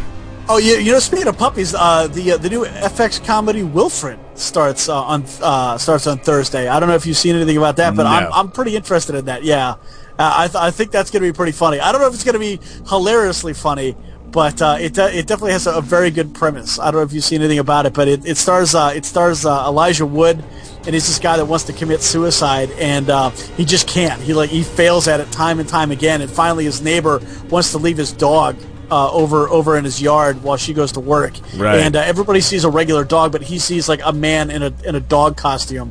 So so all this stuff, like Yeah, so he sees like a man in a dog costume, and it's like all the commercials, like one of them has like this little Chihuahua dog barking at him, and then Elijah Wood walks over and goes, "What was that about?" He goes, "Bitches, man." And so, and then he's like, and then it just looks pretty funny, from all in all. Legolas trying to get a little bit of harassment going on, coming out and he's only got one cannon. This could actually be very bad. V-Rasp, he's got a chance to really do some damage here. All he has to do is take down the one cannon, and they can start focus firing down the pylons. Legless Puppy's army completely out of place. Yeah, he's going to immediately go to work on the cannon. Stalker's going to come in now. Now it's all going to come down to control. There's no reason why he should not win this engagement handily. Takes down one Stalker. Well done there. Now he needs to start taking down the pylons so he can get all of the roaches engaged.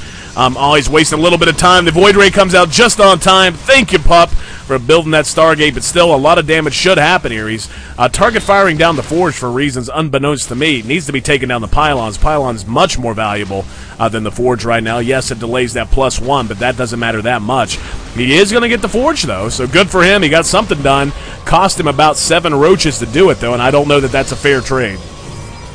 Oh yeah, I don't think that was a good trade at all. I mean, granted, it did leave a little bit more of a room to open, but that's not going to do you any good without an army to run through it. Now he's going to be able to do something else with the wall. Probably put another pylon, another cannon there, just enough. And you kind of took the guesswork out of, well, what am I going to take out just so I can get my army out of there? Well, right. now you've kind of decided that for him. Now he can put the Forge exactly where he put, exactly. Well, he should have put it right there where that gate was going down, just to kind of make a little bit of a dog leg, but.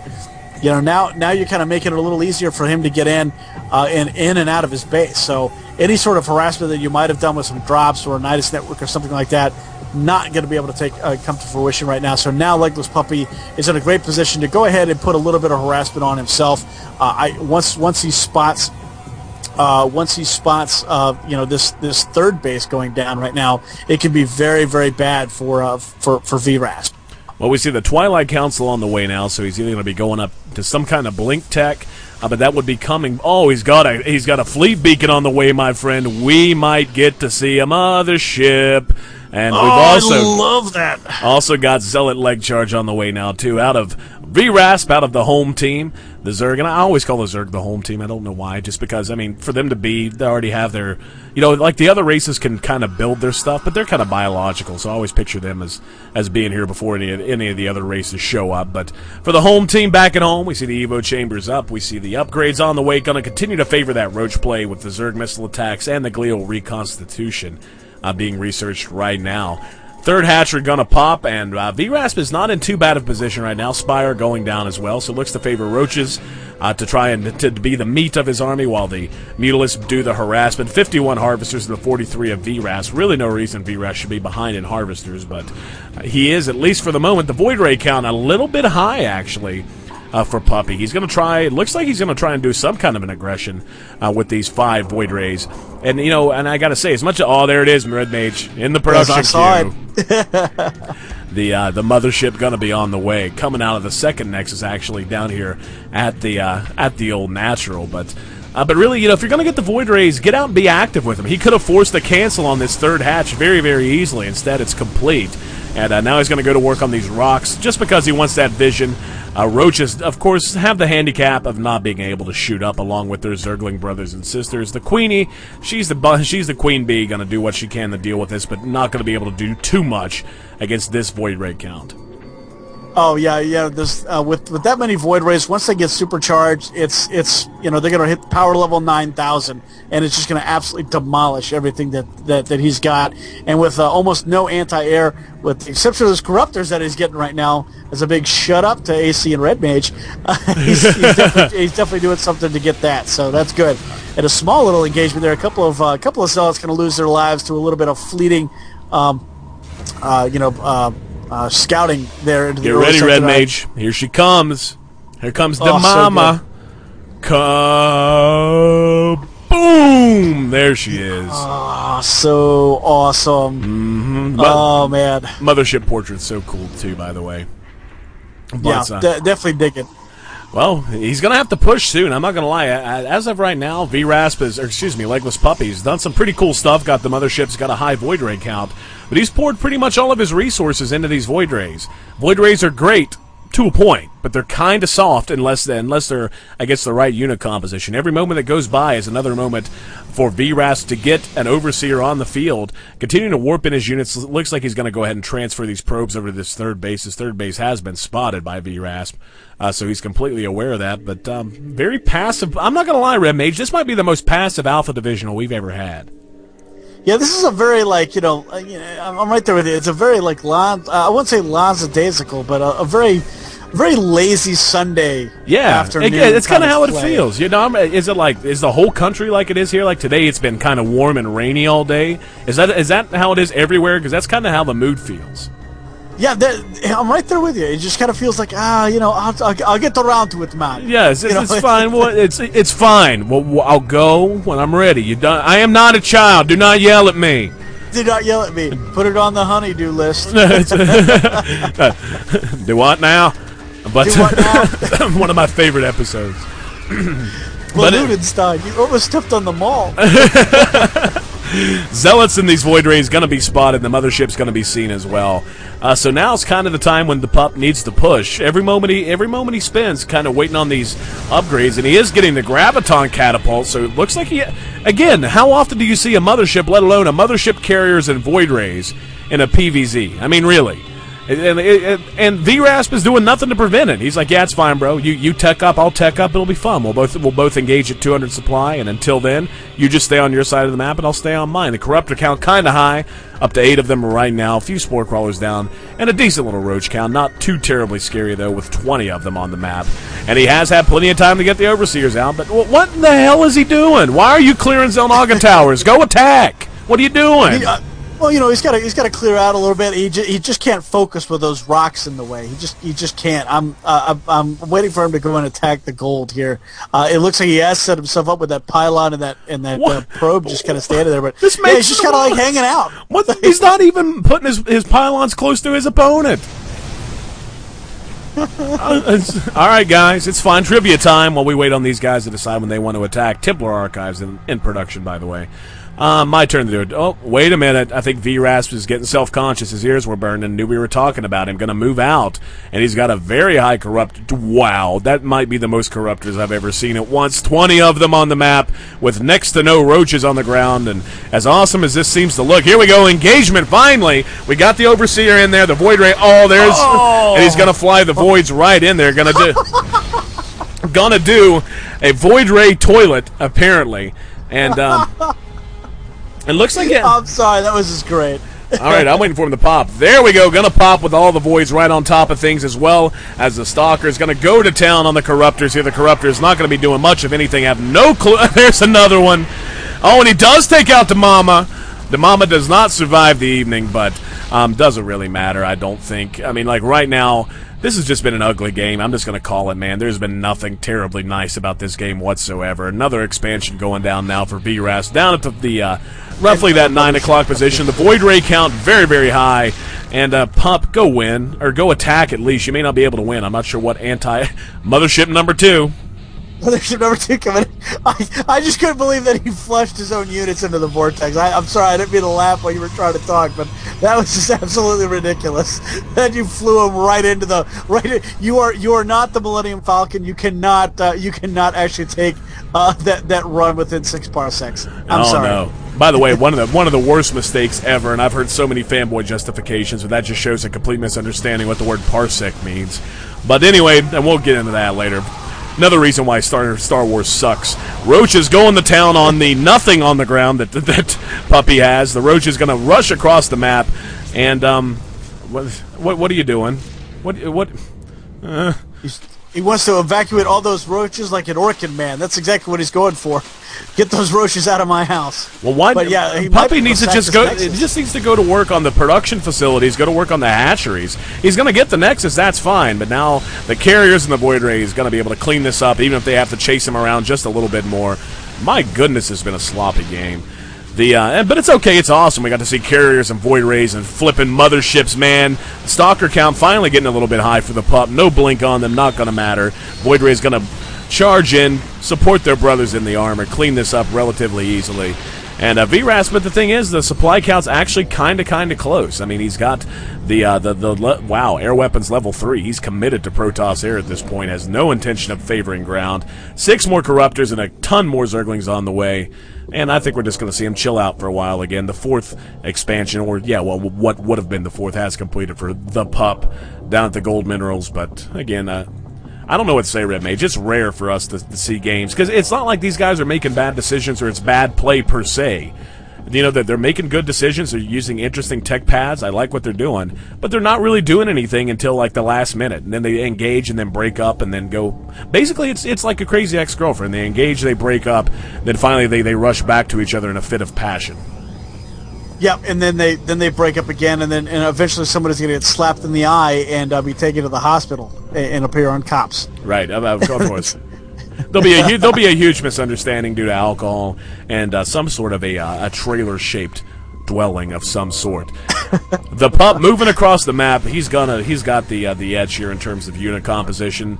Not sure why he's so zealot heavy, really. I guess just because he was low on gas. He's got a few Templar added in, just because, you know what, he hadn't made Templar. If he just makes Colossi and Immortals now, he will have made almost every unit in the game. Gonna move in and engage. There goes some Storms off on the Corruptors, right on top of each other, doing pretty good damage. In run the Zealots right into their own Storm, because that's a good place to have them.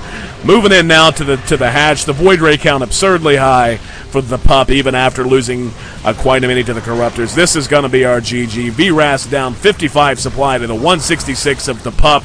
And there it is. The pup going to take game 1 here in the semifinals of our IG Alpha Divisional number 9, brought to you by itsgosu.com.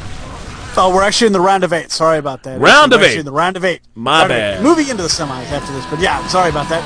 Yeah, that was a very interesting match right there. We got to see all the heavy hitting Protoss units all in one, and just absolutely crippling each other in the weirdest kind of ways back and forth with these two.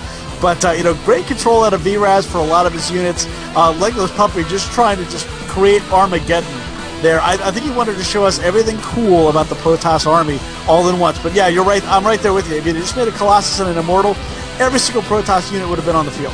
Yep, pretty much. And by the way, let's see, who said it? Who said it? I think it was Source Odin says, did he just say Star Wars sucks? I am disappointed.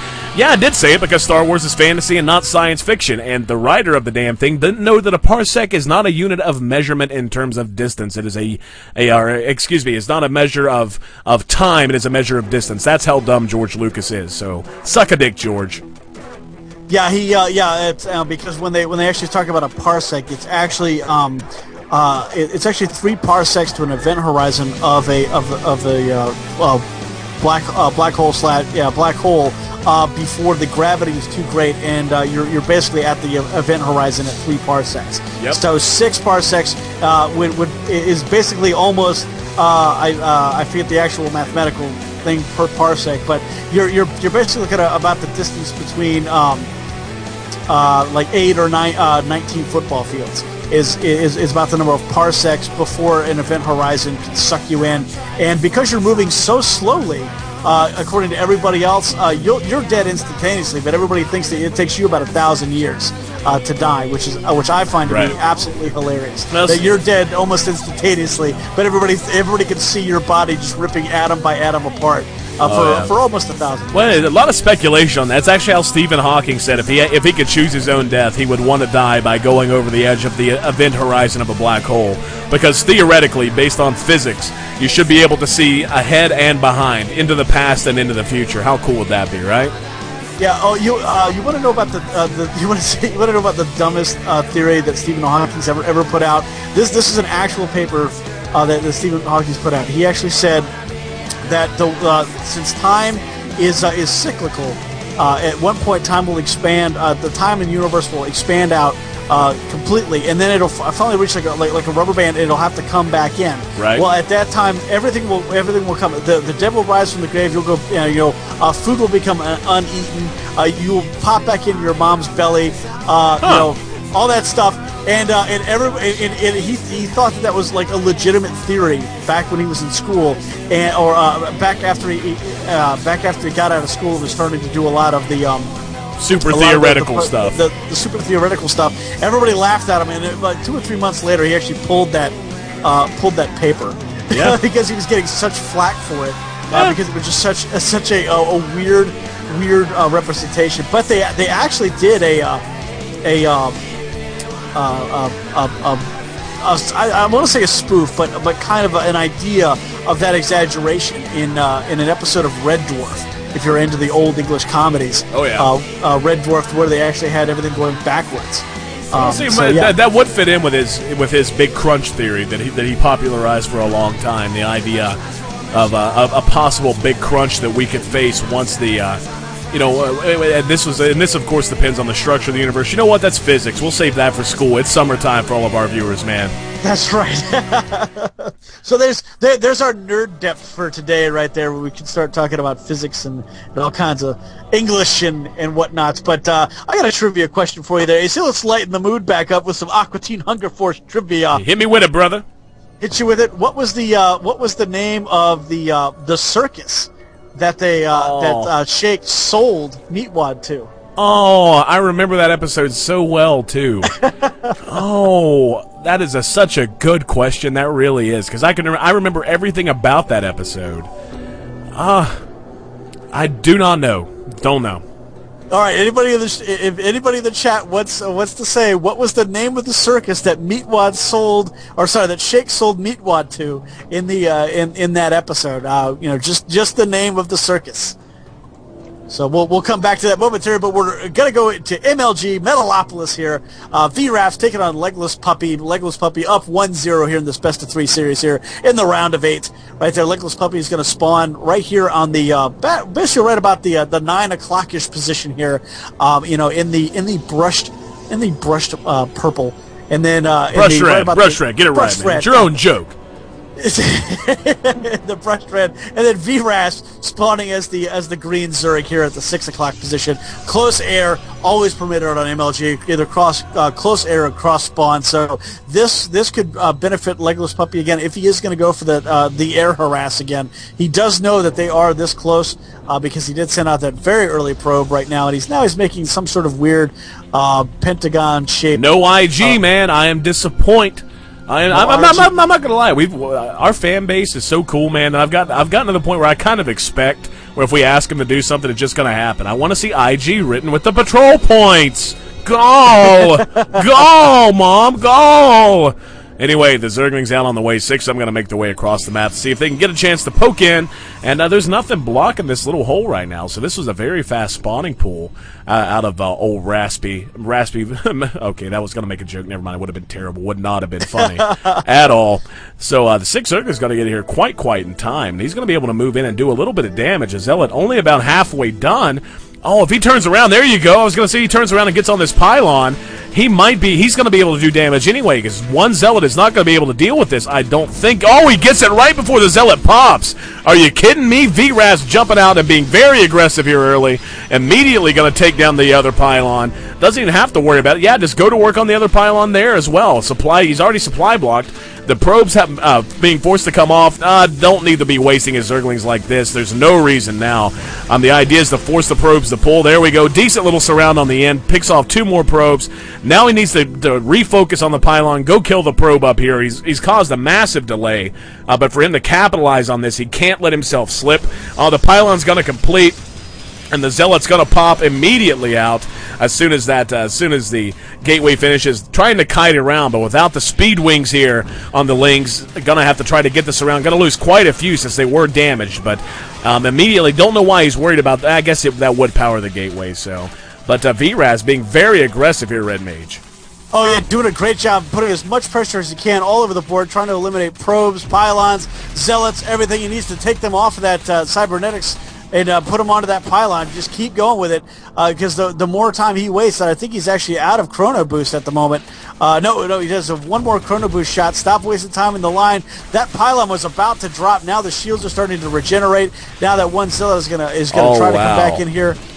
He's done a massive amount of damage to the probes. I hate the knock on guys we know and love like the pup, just like I hated the knock on Deadly back in that last game, but really that was a little bit of miscontrol there by the pup. He had a superior probe count, should have gotten a much better surround. Instead, he is practically financially crippled at this point. 7 harvesters to the 16 of his opponent. His opponent already up, halfway done with the hatch, and VRAS just way ahead so far. Oh yeah, screaming ahead right here, taking that expansion right there where he needs it. Honestly, go for a double expand. Just go, because it's not. He doesn't. He's only got those 2 zealots right now to do any sort of attack defense. It's going to be quite a while before he can catch up. He is so far behind. He's only got 10 probes at the moment mining. Most of a couple of 2 of those are in gas. So he's only got 8 probes mining about 5 minerals every couple of seconds. So yeah, he's going to be able to climb way ahead very quickly here. And that was such great early harassment there by VRAS. He was so on top of that and just completely mauled him from one step to the next. That was such a great job. Oh yeah, the early rush pressure, so effective. Very risky for VRAS. If that didn't work out the way it did, if the Zealot had been there to block that initial round of Zerglings, really he would have been far behind because of committing so much to early forces after the early spawning pool. But as is, the third hatch, you called a double expansion, about a quarter of the way done, and now he's in a position a lot like the position Deadly was in his matchup, where all he has to do is be stable. He doesn't have to be amazing, just be stable. Macro up, hit about 120, 130, 140 supply, get your upgrades in the meantime, don't miss your larva injects, make your drones, then make your army, and he should be able to A-move just because he's that far ahead in terms of where he is in economy and where he's going to be in terms of tech and in terms of supply count. Oh yeah, and really, VRAS just needs to concentrate on doing what he's doing. Don't try to overextend himself too quickly, and lay creep. Just lay creep like an absolute fiend. That is how you really slap your opponent in the face. You just start laying creep right to his front door, almost like you're rolling out the red carpet of the dinner party to his death. And right now you see that one Zergling that VRAS has just sitting at the bottom of the ramp, just kind of being like nah. You can't come out and get me. And we see a massive pile up here by Legless Puppy at the front. Just putting pylons, gates, cybernetic score, forge. Fears the Baneling bust. He fears the Baneling bust. He definitely fears the Baneling bust coming out of there with such a little count. A bunch of us sentries coming out there trying to do what they can to try to supply block VRAS there with that single Overlord, but. That's going to be fine for him. It's not going to supply block him. We'll set him back a little bit. But, yeah, there you go. Stargate coming in now for Legless Puppy, taking what he can. That way he can go ahead and do that very early harass. We see that Spire kicked in for VRASP as well. He definitely wants to do something good with his great economic lead and great presence on the map.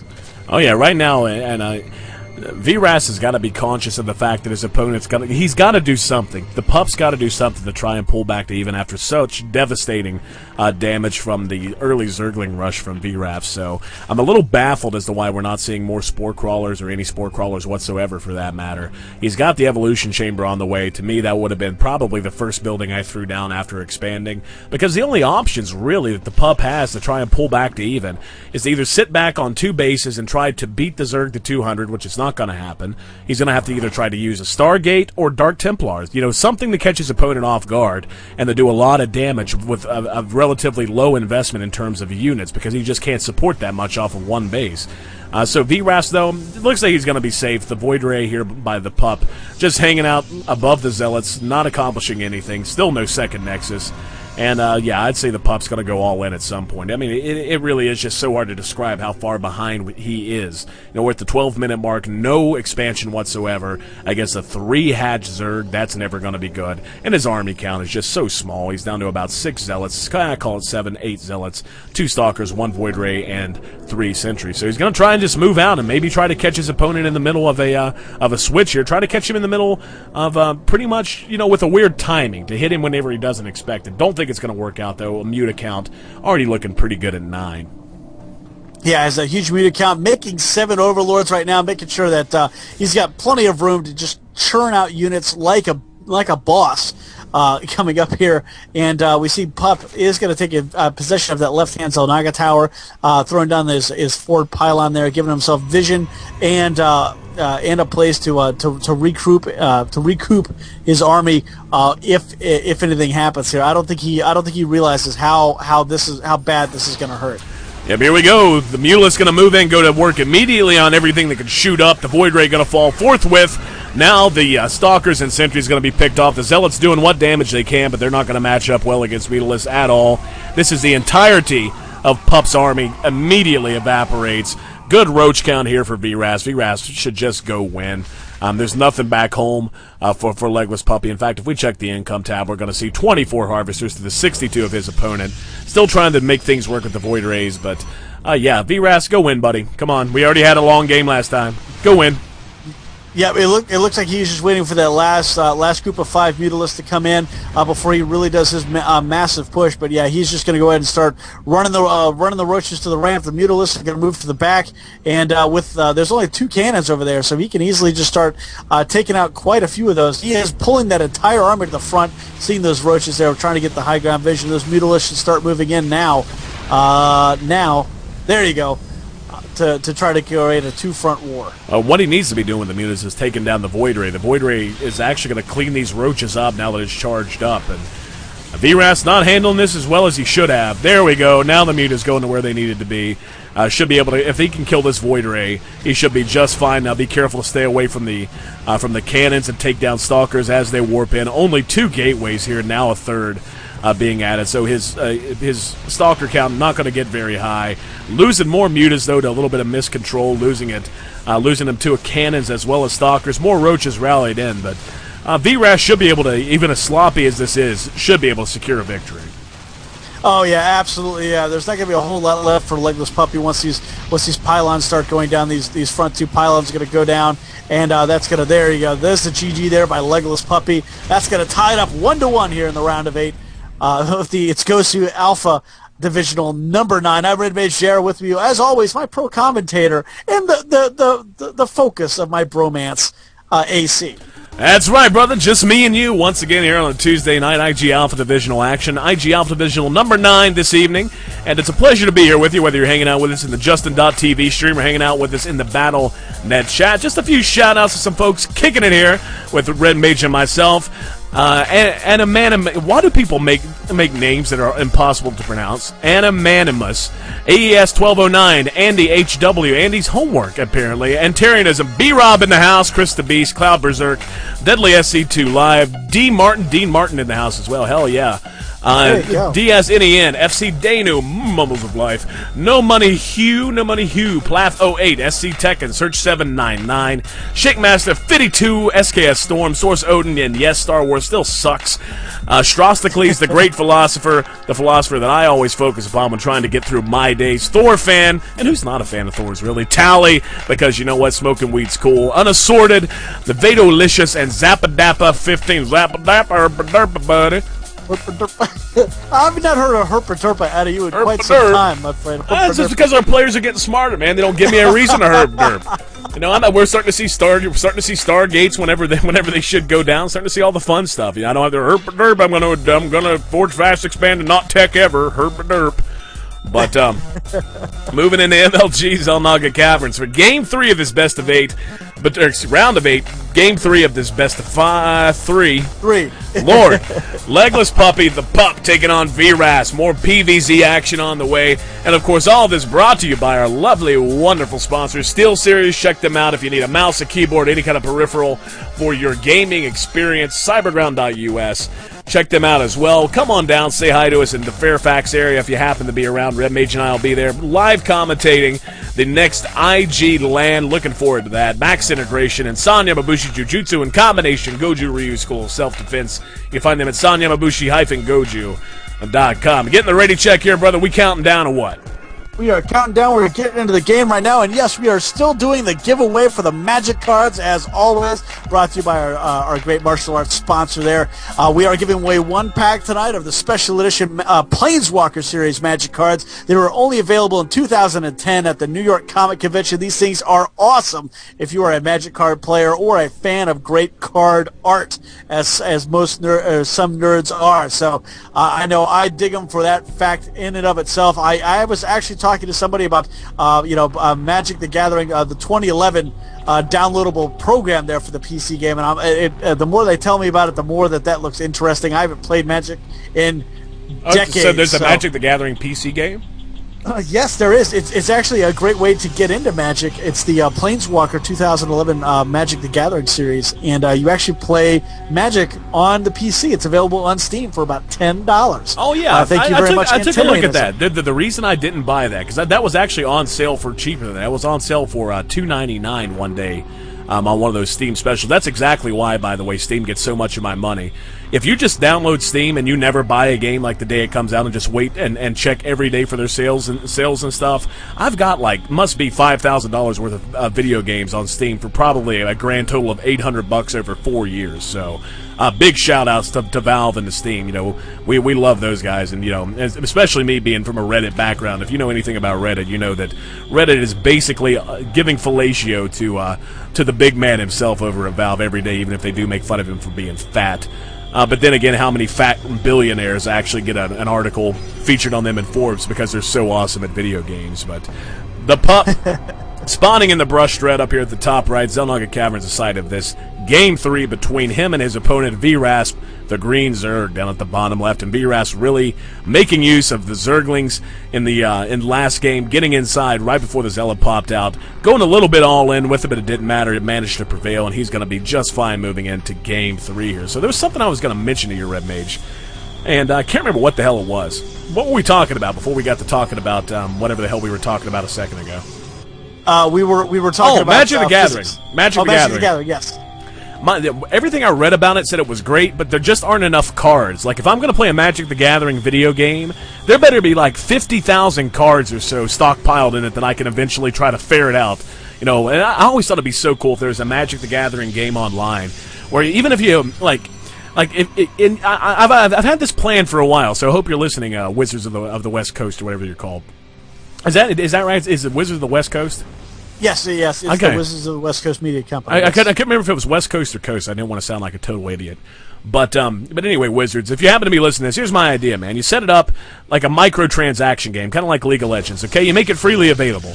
And what you do is you sell virtual packs of Magic the Gathering cards for something real cheap, something like 50 cents a pack or something like that. Or even if you want to make it more expensive, say like actual real-world prices. But the key is players who don't want to spend the money, they can, as they battle with other people online, just like in League of Legends, they can earn points that they can spend on packs. So, it's a free game in the way that League of Legends is, where even if you don't want to pay a lot of money or pay anything for that matter, you still have access to all the great content. You just got to work your ass off for it. Would that not be awesome, Red Mage? Would you not play the hell out of that? I would definitely play that, where you're not going to get microtransactions to death, and you're able to continue to build your deck right there. We did see a gas steal out of VRAS there, smart move there, taking that second gas and forcing that single probe just to try to tase it out of existence. And more warp-ins there. Robotics facility. We're going to see another gateway come in for him right there. It's going to give him 2 gateways in a robo. And that expansion is about 75, almost getting up to 75% done there for VRASP there in that natural. So he is definitely looking to put on a lot of roach pressure and a lot of very early aggression again trying to do whatever he can. So this could get to be a very interesting third matchup here, this bumper match between these two competitors. All right. Yeah, you're exactly right. And Pup actually making a very interesting tech choice here. Going to go straight for the Immortals. He's going to go 2-gate Immortal. And that's a little bit surprising to me. That's just not a very well, I don't want to say well done. I guess it's viable if you suspect roach pressure, which is what he's going to be seeing out of his opponent. But it's just not something you see very often. You don't see 2-gate Immortal all that often against a Zerg player. So good for him. So we're going to see VRAS expansion does complete down at the Natural. Going to be getting his drone transfer on and Roach Warren up as well. So still only one gas and not going to be favoring upgrades at least anytime in the near future. But just the look of this, we may be in for another passive game here, buddy. I think so. I think Legolas does not want to try to overextend himself and lose, but at the same time, I don't think we're going to see the massive arms race that we did in the first matchup. You know, VRAS definitely put on so much early aggression last game that Legolas wants to make sure that he has enough gatekeepers there to make sure that the Keymaster does not get in. And with those Immortals, I think he's definitely going to secure himself that kind of security blanket. With those two Immortals there, and but at the same time, VRAS isn't going to just completely pile all of his units out all at once or do wave after wave of attack. I think he is going to try to do a well-mannered and a well-organized attack scheme. I think he is going to try to do the waves, but I think it's more or less to try to goat that army out of Legolas Puppy's base to open up those avenues, so he doesn't have to waste unit after unit trying to tear down buildings. Oh, yeah, absolutely. And again, things just look so passive. No player looking to even scout around the map, really. We see a couple of Zerglings active, of course, as well as one or two probes have been sent out by the Pup, trying to get an idea of what's going on. But now he's starting to finally move out a little bit. 3 Immortals actually are kind of scary at this point in the game. And I don't know if this was a planned timing or he saw something with the Scout Probe that just said, you know what, he looks kind of thin. I'm going to go try to attack. But this is going to be a full-on attack. He's throwing down the proxy pylon, so he's going to try and at least reinforce here for one round and may just try to poke and prod and pull back as needed. But it's really all going to come down to Zerglings. If the Zerglings can get the surround on the Immortals, it could turn the tide of things. And here we go. They're going to move in. They're going to get around not nearly fast enough on the Immortals. The Zealot's going to be able to go to town on these. A couple of Zealots are going to remain. The Immortals staying pretty well intact as of right now. They should be able to clean up these roaches extremely easily. Another Immortal making his way down. And there we go. I was going to say, what's he turning around for? He's in great shape. Going to be able to push on in. 2 Stalkers moving in as well. Zergling's not going to be able to stream out in nearly the numbers they need to, at least not at the moment. So the Stalker's really essential here now. The Immortal's going to be able to tank a lot of the damage, and he should be able to take down this hatch, and if he does, we're really going to see VRAS struggling to try and stay in this match. Oh, yeah, he's going to struggle pretty bad. In a great job finally pulling those drones out. Trying to get them up the ramp to get them out of the way, so he's just going to essentially sack this hatch, and that is a huge win for Legolas Puppy right now as his broodlings, try to pop out, do what damage they can, denting the fender just a little bit. But yeah, I think at the beginning, I think Legolas was he was trying to micro out that Immortal and kind of hotbox the whole thing. Right. And I think that